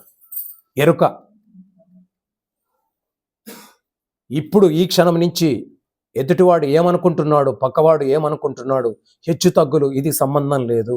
ఇది నా జీవితము, సాధ్యమైనంత వరకు నన్ను నేను సాల్వ్ చేసుకోవడానికి వచ్చాను. ఈ పజిల్ నా జీవితం అనే పజల్ని పరిష్కారం చేసుకోవడానికి చిక్కుముడి చేసుకోవడానికి వచ్చిన ఇక్కడ ఇంకొకరితో పని లేదు, ఇంకొకరితో నేను ఏం చేయడానికి లేదు, నాకు ఇంకొక పని లేదు, నిజానికి లేదు పని, వేరే పని లేదు. నేను ఇక్కడికి వచ్చింది నేను ఏంటి అని తెలుసుకోవడానికి. ఇది నీకు ప్రాపంచికంగా ఆలోచిస్తే నాకు ఎంత శక్తి ఉంది, నాకు ఎంత ఐక్యూ ఉంది, నేను ఏం చేసి సాధించగలను. ఇప్పుడు నేను ఎంబీబీఎస్ ప్రిపేర్ అవుతున్నాను, దాన్ని సాధించడానికి నేను ఏం చేయాలా, ఎంతైనా చేస్తా. 18, 20 గంటలు 22 గంటలు చదువుతా, రాలేదు మరి సీనియర్ల దగ్గర పోతా, టిప్స్ తీసుకుంటా, మరి చదువుతా. అది తప్ప తిన్నానా లేదా ఇంకవన్నీ ఆ శ్రద్ధ గోల్ ఫిక్స్ అయిపోతే, నేను ఎవరో తెలుసుకోవాలనేటువంటి గోల్ ఫిక్స్ అయితే, నేను అనేది 2 రకాలు చెప్పిన. ప్రాపంచికంగా నీ శక్తి సామర్థ్యాలు తెలుసుకునేది ఒకటి, తర్వాత ఈ ఆధ్యాత్మికంగా మనం వినింది ఏంటంటే నేను ఎవరిని అనే దానికి పెద్దవాళ్ళు చెప్పినారు. నేను ఆత్మని అని తెలుసుకోవడానికి ఇంకా దేనికి పట్టించుకోవటము, మనసు పాడు చేసుకోవటము, లేకుంటే సంతోషపడటం, 10 మంది పొగిడితే సంతోషపడటం, 10 మంది ఇద్దరు తిట్టినారంటే కుంగిపోవటం అనేది లేకోకుండా నా దారి ఏందో, నా లక్ష్యం ఏందో దాని మీదే గురి పెట్టుకొని పోవటం.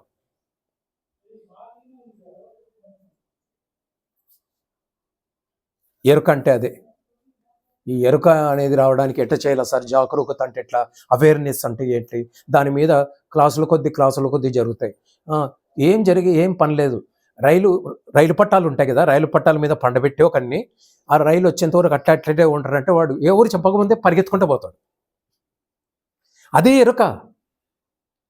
ప్రాణం విలువ తెలుసు కాబట్టి, చచ్చిపోతే వచ్చే బాధ తెలుసు కాబట్టి, ఎప్పుడే ఇట్లా గీసుకుంటే నొప్పి వస్తుంది కదా, అదే తలకాయ కట్ అయిపోతే ఏమవుతుందని విషయం వాడికి తెలుసు కాబట్టి పరిగెత్తుకుంటూ పోతాడు. ఎరుక ఎవరు చెప్పే పని లేదు, దాని విలువ తెలుసుకుంటే చాలు. ధ్యానం విలువ తెలుసుకుంటే ఈ డిసెంబర్ లోపల అందరూ ఆత్మస్వరూపం, ఆత్మజ్యోతులే మహా వెలుగు పొందుతారు, నేను తప్ప.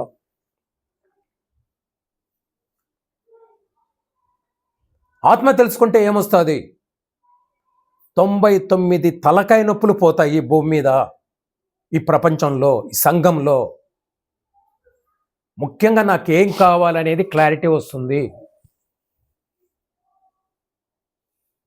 నేను చదువుకునేటప్పుడు 10 రోజులు ఆ అమ్మాయిని చూస్తే ఇష్టపడతా అంటే, మరి 10 రోజులకు ఇంకొక అమ్మాయి, అట్లా 4 ఏళ్ళు 5 ఏళ్ళు నా చదువు అమ్మాయిలను వెనకాల తిరగటమే సరిపోయాయి. మరి 4 ఏళ్ళ తర్వాత ఫస్ట్ చూసిన అమ్మాయే బాగుందని చెప్పి మరి ఆ అమ్మాయి దగ్గర పోతే ఒక్క దెబ్బ కొట్టింది. ఆ దెబ్బ ఇప్పటికీ మర్చిపోకుండా ఉన్నా.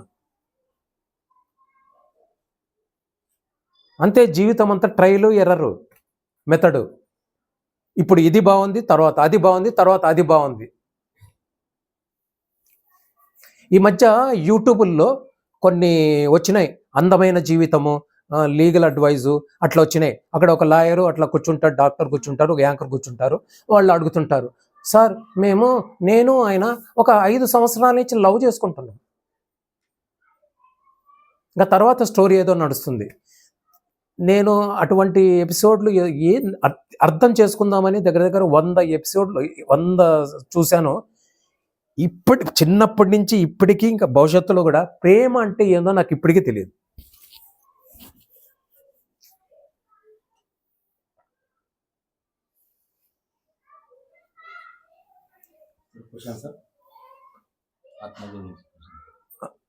మీరు అడిగే ముందు సార్ని ఒక మాట అడుగుతా.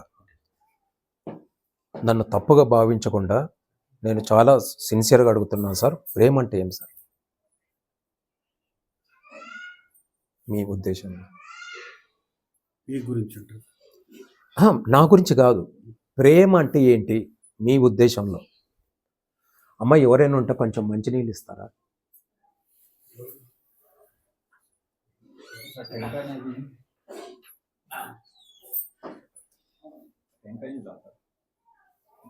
ఏదో ఒక నీళ్ళు అమ్మ ఇచ్చినారు కదా, ముందు ఈ నీళ్ళు తాగుతా.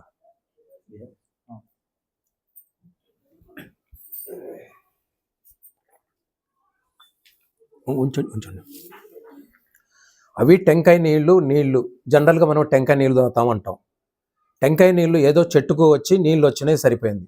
కానీ ఒక తల్లి తన స్వహస్తాలతో బిడ్డకి మంచినీళ్ళు తీసుకొస్తే దీని విలువ ఏ టెంకాయలకు వస్తాయి, ఏ అమృతానికి వస్తాయి అని ప్రస్తుతం ఉన్నప్పుడు ఈ ప్రస్తుతం యొక్క సమయం విలువ తెలుసుకోవటమే సాధకుడి యొక్క ఇంకొక లక్షణము లేదా మనిషి లక్షణము. ప్రేమ కూడా అదే సార్, ప్రేమ కూడా అదే విధంగా వర్తిస్తుంది.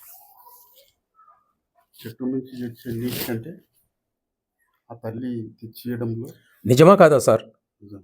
అది ఒక గొప్ప ప్రేమ. అది చూసే దృష్టితో చూస్తే ఏం సార్, ఒక తల్లే కదా. ఏమైనా ఇద్దరు తల్లులు ఉంటారా? ఇప్పుడు నాకు ఒక తల్లి కడుపులో పుట్టినా, ఇప్పుడు ఈమె తల్లి అంటున్నా, ఇద్దరు తల్లులు లేరు. మాతృ హృదయం అందరి స్త్రీలలో ఉంటుంది సార్, కాదంటారా? అది వేరే విషయం.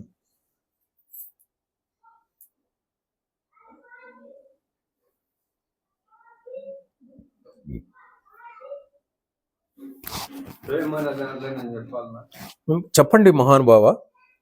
ఆప్యాయత, ఒకరికొకరు ప్రేమ పంచుకోవడం అంటే ఆప్యాయత తోటి పంచుకోవడం.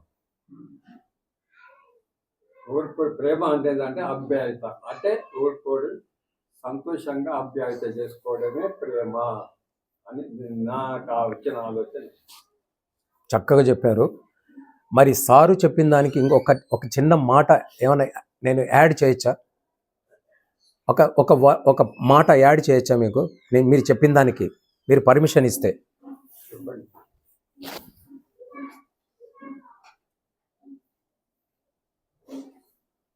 ఆప్యాయత పంచుకోవటం.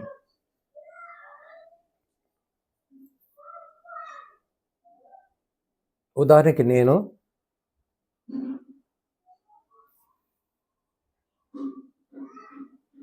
నా కూతురుంది అనుకుందాం. ఈరోజు ఇక్కడ చెప్పినాను, రేపు పొద్దున వార్త వస్తుంది ఆంజనేయ శర్మ చచ్చిపోయినాడు అని. ఆంజనేయ శర్మ చచ్చిపోయినాడు అని. నా కూతురికి నేనంటే చాలా చాలా చాలా చాలా చాలా చాలా చాలా చాలా చాలా ఇష్టం కూడా కాదు, అంతకు మించి. నన్ను ఎన్ని రోజులు ఉంచుకుంటుంది ఇంట్లో?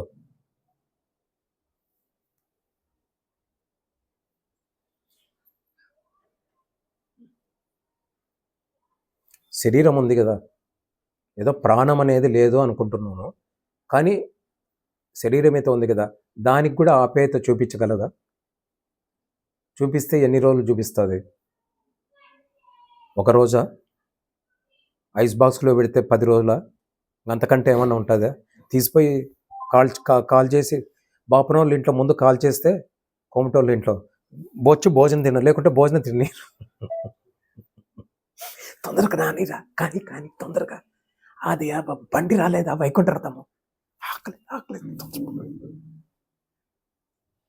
ఇప్పుడు కొంచెం డెవలప్ అయినాంలే, కొంచెం అట్లా ఇట్లా పోయి కొంచెం టీ తాగి వచ్చేది. అప్పుడు కానీ అట్లా చిన్న చూస్తే పెద్దోళ్ళు భయం వేసేది. ఇట్లే ఏం తాగకూడదు, మంచినీళ్ళు తాగకూడదు, తొందరగా కానీ. ఇప్పుడు బాపనోళ్ళు ఉన్నారనుకో, ఆ బ్రాహ్మణుడు వచ్చి చేస్తుంటే కట్ చేసి ఆ మంత్రం అందుకో అంటే ఏంటంటే లాస్ట్కి ఉదకం ఏదో పాలు పోస్తారు, బియ్యం, అది పోనీ ఆకలి. అప్పుడు అంతవరకు నాయన అమ్మ అని చెప్పి చాలా భార్య అని చెప్పి బో అని ఏడుస్తుంటాం. అప్పుడు ఏమైపోయింది ఆప్యాయత? అది కూడా పోయింది. ఇంకొకటి, బతికే ఉన్నారు.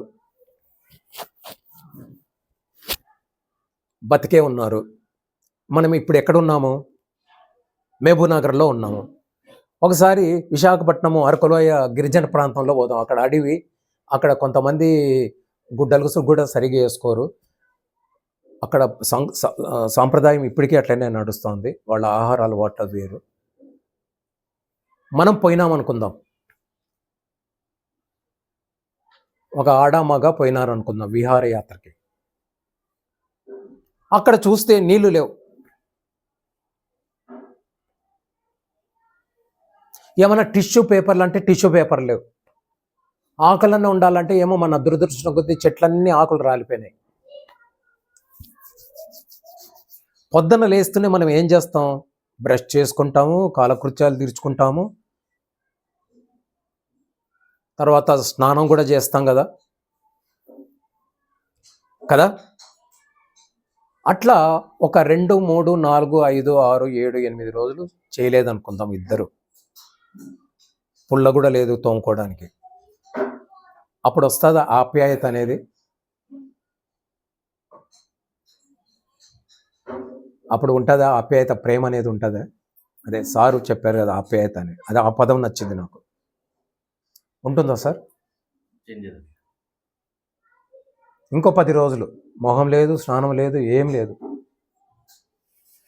ఇంకో 10 రోజులు, ఇంకో 10 రోజులు ఉంటుందా సార్? అప్పుడు ఎరుక కూడా ఉండదు కదా, ఆ? ఎరుక కూడా ఉండదు. ఎరుక ఎరుకకు దీనికి ఏం సంబంధం సార్? నేనని ప్రేమ గురించి సార్ మాట్లాడుతుంటే ఆప్యాయత ఉండటమే ప్రేమ అన్నారు. ఇట్లా వాళ్ళు గిరిజనులోకి పోతే స్నానానికి ఏం లేదు అనుకుందాం, పుష్కలంగా ఉంటాయిలే నీళ్ళు, ఏం లేదు, పన్నపుల్ల లేదు, ఏం లేదు, సోప్ ఇంక అంతకంటే లేదు, గుడ్డలే ఏం లేవు. అట్లా ఒక 50 రోజులు ఇద్దరు అట్లే ఉంటే ప్రేమికులు అనుకుందాం, అదే మొదటి రోజు ఆప్యాయతనే ఉంటుందా ఇద్దరికి? ఎందుకంటే నేను చెప్తే కదా, ఇందిరా పార్కులో ఇంత దూరంలో ఇంత దగ్గరలో ఉంటారు వాళ్ళు, పొద్దున్న నుంచి సాయంకాలం వరకు. వాళ్ళని కొట్టినా సార్ నేను అట్లా కూర్చుంటాను మా ఇంట్లో. మీరు ఎప్పుడు చూసి ఉంటారు ఆ విషయం? ఇందిరా పార్క్ అది కృష్ణ మఠం. రామకృష్ణ మఠమా? ఆ, తక్కువలో తక్కువ ఒక 35-40 ఏండ్లు ఉంటుంది. నేను 40 ఏళ్ళ కింద చూసిన. రామకృష్ణ మఠం కాదు సార్, రామకృష్ణ మఠం ఎదురుగుండా ఇందిరా పార్క్ ఉంది. ఇందిరా పార్క్ ఉన్నది వాస్తవం. పొద్దున్న నుంచి ఇట్లే ఉంటారు, 50 రోజుల తర్వాత కూడా ఇట్లనే ఉంటారా? మరి దీన్ని అక్కడ ఏమంటారు? ఉన్న వాళ్ళు అయితే ఉన్నారు కదా సార్, హ్మ్? అక్కడ ఉన్న అటవికులు అయితే ఉన్నారు కదా, వాళ్ళది విధానం వేరే ఉంటుంది సార్. విధానం ఏముంటుందంటే, ఎట్లా మారిపోతారు. అట్లా పాసిబిలిటీస్ 100% ఉన్నాయి. నేననేది ప్రేమ అనేది ఉండదు అట్లా ఉంటే ఉండదు సార్. చుట్టాలు ఇంటికి అఘోరీ సాంప్రదాయం ఉంది సార్. అఘోరీ సాంప్రదాయం అంటే కూడా చాలా మందికి తెలిసి ఉంటుంది. నా అనుభవం చెప్తాను నేను. కొంతకాలం అఘోరీతో వాళ్ళతో కూడా ఉండటం జరిగింది కాబట్టి, అలహాబాద్ కుంభమేళా జరిగినప్పుడు పత్రిసారు అక్కడికి పంపించినారు, ఏదైనా పని చేయరా పనికిమాలిన విధవా అని. ఏం చేస్తాను, అక్కడికి పోయి కూడా ఒక గురుకులంలో ఉండి బాగా ముద్దపప్పు ఆవకాయ వేసుకొని తిని. సరే, వాళ్ళు పెట్టే పరీక్షల్లో ఒక పరీక్ష ఏంటంటే, అన్నము సాంబార్ అన్ని స్వీట్లు ఉంటాయి కదా, ఎంత ఇష్టంగా తింటాం ఆకలిలో ఉన్నప్పుడు, అంతే ఇష్టంగా బయటకు వచ్చిన దాన్ని కూడా తినాలా అని అక్కడ నియమం. అట్లా చేస్తారా సార్? అంతే పవిత్రంగా, అంతే భక్తిగా తినాలా? లోపల పోయింది ఎట్లా తింటామో బయటకు వచ్చిన దాన్ని కూడా అంతే పవిత్రంగా తినాలా? ఇవి చెప్పడానికి వినడానికి చాలా ఇబ్బందికరమైనటువంటిది, కానీ మనిషిగా పుట్టిన తర్వాత ఎన్నెన్ని సాధనలు చేస్తే ఒక ఆత్మజ్ఞాని అవుతాడనేది చెప్పేదానికి నేను ప్రయత్నం చేస్తున్నా. ఇవేమీ లేకుండా మామూలు జీవితం గడుపుతూ, సంసార జీవితం గడుపుతూ, అందరిలో జీవిస్తూ, అన్ని రకాలుగా మనము అనుభవం చేసుకుంటూ తింటూ మోక్షం సంపాదించు అని చెప్పేటువంటి గురువు పత్రిసారు దొరకటము, ఆయన్ని అర్థం చేసుకోవడం చాలా కష్టం. ఎందుకంటే నేను ఇటువంటి పరిస్థితిలో వచ్చినాను కాబట్టి, అఘోరిగా ఉన్నా.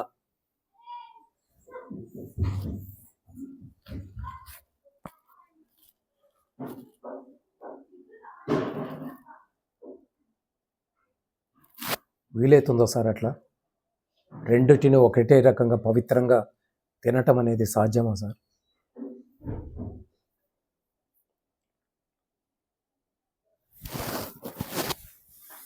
అలహాబాద్ పోయి మరి వచ్చిన తర్వాత సారు వస్తూనే కూర్చుంటుండగానే చెప్పిన మాట ఏం తెలుసా?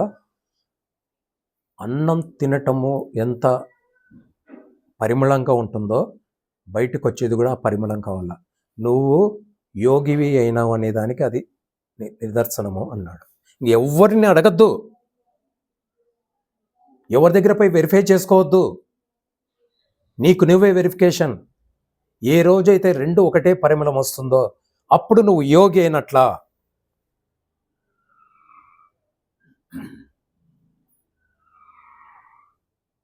అంటే చాలామంది ఏంటంటే, నేను అది కూడా చెప్పాను, అట్లా కూర్చొని ఎంత బాగా చేస్తుంటేనే నలిగిపోయి ఎట్లా అని మనం బాధపడుతుంటే, అట్లా కూర్చొని నోరుంది కదా అని ఇష్టం వచ్చినట్లా మాట్లాడుతుంటే వీళ్ళు ఎక్కడికి పోతారో, ఏ కర్మకు పోతారో, ఏ లోకాలకు పోతారో. మరి వీళ్ళ కోసం పాపలోకము నరకలోకం కూడా సరిపోదు, ఇంకా ఏదైనా ఇంకా లోకాలు సృష్టించాలి. కింద 7 లోకాలు ఉన్నాయి కదా. ఎంత నిజాయితీగా ఉండాలా, ఎంత ధర్మంగా ఉండాలా మనిషి లక్షణాలు. ఒకరి మీద కోపం, ఒకరి మీద పగ, ప్రతీకారం అనేది అసలు ఉండకూడదు. మనిషికి ఉండాల్సిన లక్షణం. ఒకరి మీద ద్వేషం ఉండకూడదు లక్షణం. సొంత తల్లైనా, బిడ్డైనా, భార్య అయినా వారికి ఇష్టం కాని మాట మాట్లాడకూడదు. మాటనే మాట్లాడకూడదు అంటే మిగతా విషయాలు ఇంకా రద్దు. నీవు నీ కర్మ ప్రకారం వచ్చినావు, నేను నా కర్మ ప్రకారం వచ్చినావు, ఇద్దరము కర్మ ప్రకారం కలిసినాము, కొంతకాలం ప్రయాణం చేస్తాము. నా దారి నాది, నీ దారి నీది. ఇంకా మరి కలుసుకునేది ఉండదు, ఉంటే ఉండదు.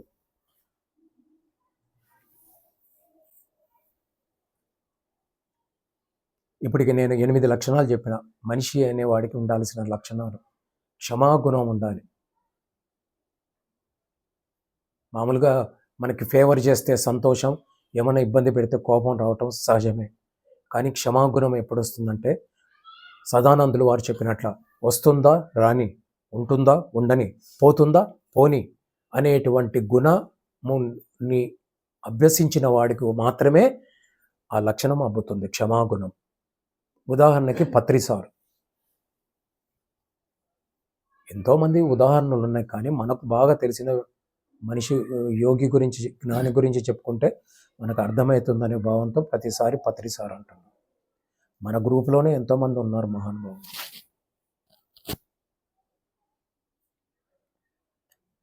బహుశా మీరు అడిగిన ప్రశ్న కూడా సమాధానం చెప్పానని అనుకుంటున్నాను సార్. సాధన మాత్రమే సరిపోదు, ఈ లక్షణాలు 8 లక్షణాలు కూడా అభ్యాసం నేర్చుకుంటా పోతే తొందరలోనే మనము మన గురించి, మన నిజ స్వరూపం ఏంటి అనేది మనం తెలుసుకుంటాం, భౌతికంగా, ఆధ్యాత్మికంగా. ఇంకా చెప్పాలంటే, మనిషి లక్షణాలు పుణికిపుచ్చుకుంటే వాడే సహజమైనటువంటి యోగిగా మారిపోతాడు. వాడికి ఏ సాధనలు అవసరం లేదు, మనిషిగా జీవించగలిగితే. ఇప్పుడు దాకా చెప్పిన 8 ఇంకా లక్షణాలు ఉన్నాయి, ఈ 8 లక్షణాలతో జీవిస్తే. మీరు గమనించండి, ఓ చిన్న ప్రాక్టీస్ చేయండి. మీరు మాట్లాడేది ఒకటి ఉంటుంది, ఎటువాడు చేసేది ఒకటి ఉంటుంది, వాడి రియాక్ట్ అయ్యేది వేరే ఉంటుంది. ఇప్పటి నుంచి గమనించండి, ఎవ్వరు కూడా వినరు, విన్నా కూడా వాళ్ళకి ఇష్టమైన పద్ధతులు రిసీవ్ చేసుకుంటారు.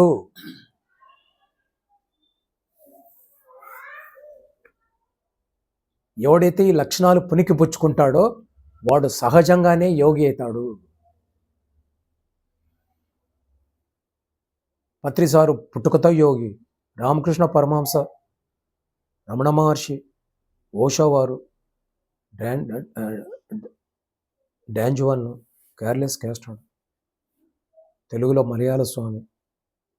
ఆ స్వామి, ఇంకొక స్వామి, వారి పేరేమి, వారి శిష్యుడు భగవద్గీత చెప్పుకుంటాడు, విద్యానంద ప్రకాశగిరి స్వామి. ఏ మహానుభావుడైనా,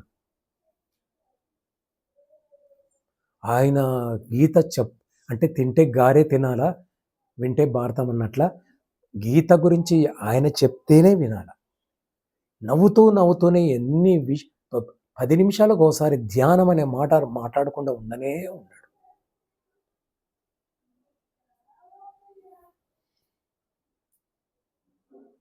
కాబట్టి సాధన ఎన్ని గంటలు చేసినామనేది కాకుండా, మనిషిగా ఎన్ని లక్షణాలు పుణికిపుచ్చుకున్నామనే దాని మీద మన సాధన రిజల్ట్ ఉంటుంది.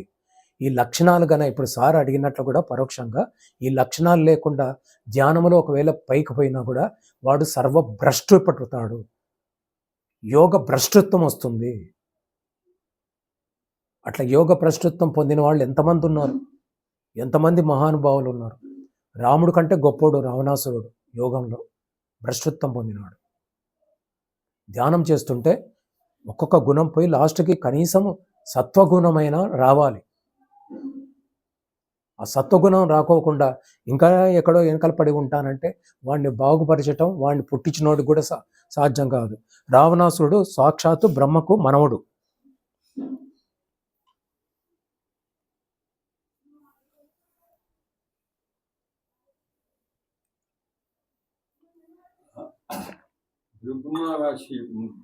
మహర్షి ఋషుల్లో గొప్పోడు. అవును సార్. కోపం ఎందుకు ఎక్కువ?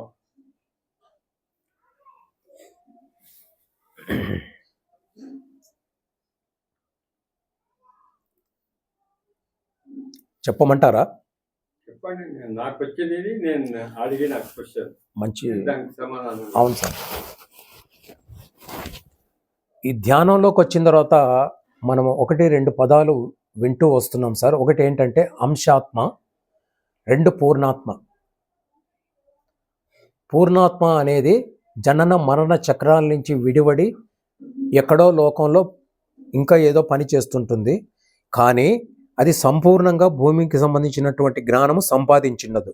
కాబట్టి దానిలో ఉన్నటువంటి అంశ టెంటికల్ చాలా శరీరాలలో పెట్టి అవి నేర్చుకునేది తను నేర్చుకునే విధంగా సిస్టమ్ ఏర్పాటు చేసుకుంటుంది అని మనము చాలా బుక్కుల్లో విన్నాం.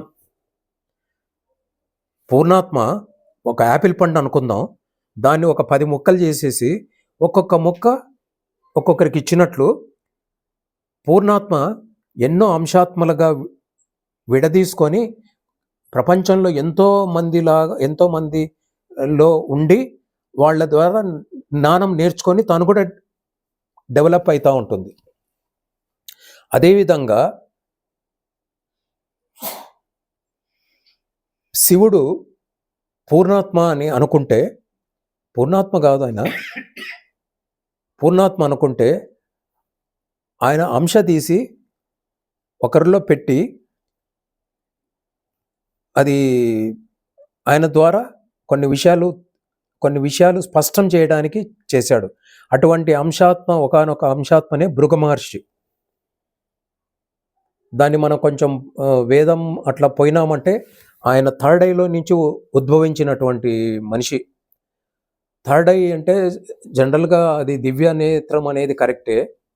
ఇంకొకటి ఏంటంటే ఈ ప్రపంచాన్ని విశ్వాన్ని ఒకానొక రోజు లయం చేయటం, అంటే మొత్తం తీసేయటం అనే ప్రక్రియ చేయాలంటే శివుడు దానికోసం కూడా 3వ కన్ను వాడతారు. అంటే ఆయన అగ్ని జ్వాలలకి అంత మాడి మసైపోతుంది. అటువంటి దాని నుంచి వచ్చారు కాబట్టి క్రోధ ప్రధానంగా భృగ మహర్షి ఏర్పడినారు. కాకపోతే ఈ క్రోధం అనేది అందరి జనాల్లో ఉన్నటువంటి క్రోధం కాకుండా ఆ క్రోధం వల్ల విశ్వానికి మంచి జరిగే రకమైనటువంటి కోపము ఆయనలో ఇన్స్టాల్ అయింది. వేరే వాళ్ళ కోపానికి భృగు మహర్షి కోపానికి అది తేడా. అంటే ఆయన శుద్ధ సాత్వికం సంపాదించిన తర్వాత గుణాతీతమైన తర్వాత, గుణము అతీతం, ఇది ముఖ్యమైన పాయింట్. అతీతమైన తర్వాత ఏ మనిషి ఏ రకంగా ప్రవర్తించినా కూడా అది విశ్వానికి కళ్యాణం అవుతుంది. ఒక కోపమే కాదు, ఏదైనా సరే గుణాతీతుడైన వాడు, సాత్విక గుణంలో ఉన్నవాడు ఏ పని చేసినా విశ్వ కళ్యాణం అవుతుంది. ఉదాహరణకి గౌతమ మహర్షి అహల్యని రాయిలాగా ఉండమని చెప్పినాడు. మనం ఏమనుకుంటాం, అది శాపము, మరి రాముడు వచ్చినాడు అయింది అని అనుకుంటాం. కానీ ఈమెకు ఒక సందర్భంలో మనసు చెదిరి ఇంద్రుడితో కలుస్తుంది. తర్వాత మన గౌతమ మహర్షి భర్త వచ్చి మోసం చేస్తారు. అది కథారూపకంగా అట్లుంది. నేను చెప్పేది జరిగిన కథ. మనకు ఎప్పుడైనా దివ్య దృష్టి లాంటిది లేకుంటే ఆస్ట్రల్ ట్రావెల్ అట్లాంటివి జరిగినప్పుడు నిజమైన కథ ఉంటుంది. మామూలుగా ఇవన్నీ పురాణాలు ఏంటంటే చెప్పుడు కథలు. అట్లా ఉన్నప్పుడు ఇంద్రుడు అంటే ఇంద్రియాలను జయించినవాడు. మామూలుగా మన సినిమాలో చూపించినట్లు అప్సరసలు ఉంటారు, కులుకుతూ ఉంటాడు, ఎంజాయ్ చేస్తుంటారు అనుకుంటాడు. కాదు, ఆయన ఇంద్రియాలనే జయించినాడు. అందుకే ఎక్కడైనా ఋషులు తపస్సు చేస్తుంటే వాళ్ళ ఇంద్రియాలు జయించినారా లేదా అని చెప్పి ఈయన ఫస్ట్ పరీక్ష పెట్టి అప్పుడు ఒప్పుకొని వీడు కరెక్ట్ వాడు, వీనికి వరం ఇవ్వచ్చు అని చెప్పి ఆయన సర్టిఫై చేస్తాడు. మన సినిమాలో ఏదో రంభా ఊరసుని పంపించి అది ఇది చేసి ఏదో ఇంద్రుడికి కోపం వచ్చింది, పదవి పోతుందంట. పదవి కాదు, ఇంద్రుడు అనేది ఒక స్థితి. ధ్యానం అనేది ఒక పోస్ట్ కాదు, ఒక స్థితి. ధ్యానం అంటే సాధన కాదు, అదొక స్థితి, సహజంగా అబ్బే స్థితి. ఆ రకంగా భృగు మహర్షికి కోపం ఎక్కువ, దుర్వాసుల వారికి కోపం ఎక్కువ. భృగు మహర్షికి అట్లా కోపం ఉంది కాబట్టి వైకుంఠంలో ఉండేటువంటి స్వామి తిరుపతికి వచ్చి అక్కడ కలియుగ దేవుడిగా ప్రత్యక్ష దైవంగా ఉండొచ్చి ఎన్నో కోట్ల మందికి ఎన్నో రకాలుగా శుభాలు చేకూరుస్తున్నారని మన అందరి నమ్మకం. ఆయన కోపం ఆ రకంగా చేసింది. కాబట్టి గుణాతీతులకి కోపము ఒక రకమైనటువంటి ఆభరణం. గౌతముడు రాయిగా చేసింది ఎందుకంటే ఆమె అదే బాధతో ఉంటుంది కాబట్టి పాషాణం లాగుంటే ఆ బాధ లేకుండా కొంతకాలము అట్లనే ఉండి పాషాణముగా ఉండి కూడా ధ్యానం చేసుకో. మనం చాలా రాళ్ళు చూస్తుంటాం, అవి రాళ్ళు అనుకుంటాం. కాదు, ఒక జన్మలో అవి మనుషులు. మనం చూసే చాలా రాళ్ళు మనుషులు ఒకప్పుడు, ఇప్పుడు రాయిలాగుండి ధ్యానం స్థితిలో ఉంటాయి. చూస్తుంటాం చెట్లు, అవి చెట్లు కాదు, ఒకప్పుడు పెద్ద మనుషులు, ఇప్పుడు చెట్లలాగా నిశ్చలంగా ఉండి ధ్యానం చేసుకుంటున్నాయి. అది తెలుసుకోవడానికి కొంచెం దివ్య దృష్టి ఏమన్నా అవసరమవుతుందేమో. అట్లా ఆమెను బాధపడకుండా రాయిలాగా మార్చి ఆయన తపస్సు పోతే ఒకానొక కాలంలో రాముల వారు వచ్చినారు, తాకినారని మనకు ఏదో కథ చెప్పినాం. అంటే ఆమె బాధపడకుండా గౌతముడికి ఆమెకి ఇచ్చిన వరం, అది శాపం కాదు, అది నిజమైన విషయం. అంటే జ్ఞానులకు గురువు యోగులకి వచ్చేటువంటి కోపతాపాలు కూడా లోక కళ్యాణం కోసమే.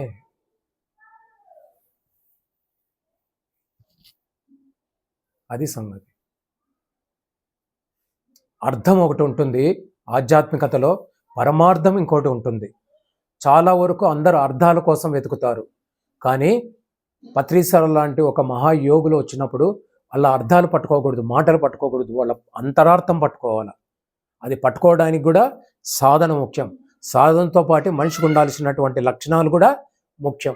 ఇది తెలుసుకొని ఆచరించేవాడు, ప్రయత్నం చేసేవాడు ధన్యుడు. వాడికి ఇదే ఆఖరి జన్మ, ఇంకొక జన్మ ఎత్తాల్సిన అవసరం లేదు. మీరు ఈ మధ్యకాలంలో ఒక సినిమా వచ్చింది. నేను సినిమాలు బాగా చూస్తాను కాబట్టి సినిమాలు చెప్తాను. మిథునం అనే సినిమా వచ్చింది. మిథునం సినిమాలో బాలసుబ్రహ్మణ్యము, లక్ష్మి పాత్రధారులు. ఒక సందర్భంలో లక్ష్మి అంటదనమాట, మనిషిగా ఎవరైనా పుడతారు కానీ మనిషిలాగా జీవించటము ఎంతమందికి సాధ్యమవుతుంది అని తన మొగుడిని యొక్క గొప్పతనం గుర్తించి ఆ మాట అంటుంది. ఆ డైలాగ్ ఇంకోసారి చెప్తా. మనిషిగా ఎవరైనా పుడతారు కానీ మనిషిలాగా జీవించటం అనేది ఎంతమందికి సాధ్యం అనేది.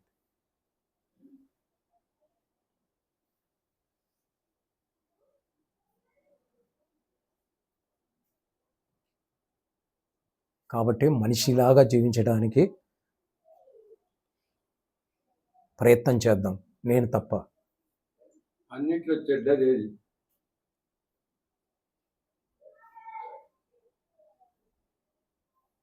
మాట.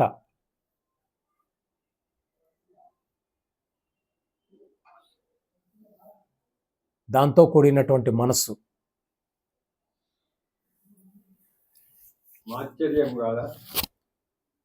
దాంట్లో నుంచి వచ్చినట్టు కదా మాత్సర్యము, మదము, మోహము, క్రోధము. మాత్సర్యం కూడా ఒక లక్షణము, దాంట్లో అరిషడ్ వర్గాల్లో ఒక లక్షణం. దానికి కారణం మనసే కదా. ఆ మనసే లేకోకుంటే మాత్సర్యం ఎక్కడి నుంచి వస్తుంది? అసూయ ఎక్కడి నుంచి వస్తుంది? ద్వేషం ఎక్కడి నుంచి వస్తుంది?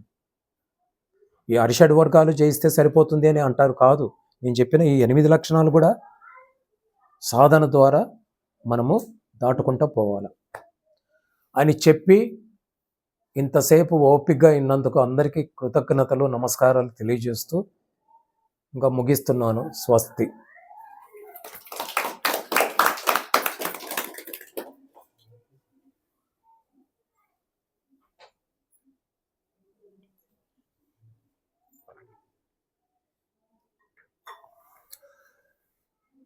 నా ధర్మంగా నేను అడుగుతాను, తర్వాత భోజన కార్యక్రమం ఏమైనా ఉండొచ్చు కదా సార్? భోజన కార్యక్రమం తర్వాత డిస్పర్స్ అవ్వాలనేటువంటిది ముందు ప్రణాళిక. అట్లా డిస్పర్స్ అయిదామా, లేదంటే ఎవరి దగ్గర ఏమన్నా ప్రశ్నలు ఉంటే ఒక పావు గంట అరగంట భోజనం తర్వాత తీసుకొని ఏమన్నా ఏమంటారు దాన్ని, నివృత్తి చేసుకొని వెళదామా? అది మీ ఇష్టం మీద ఆధారపడి ఉంటుంది.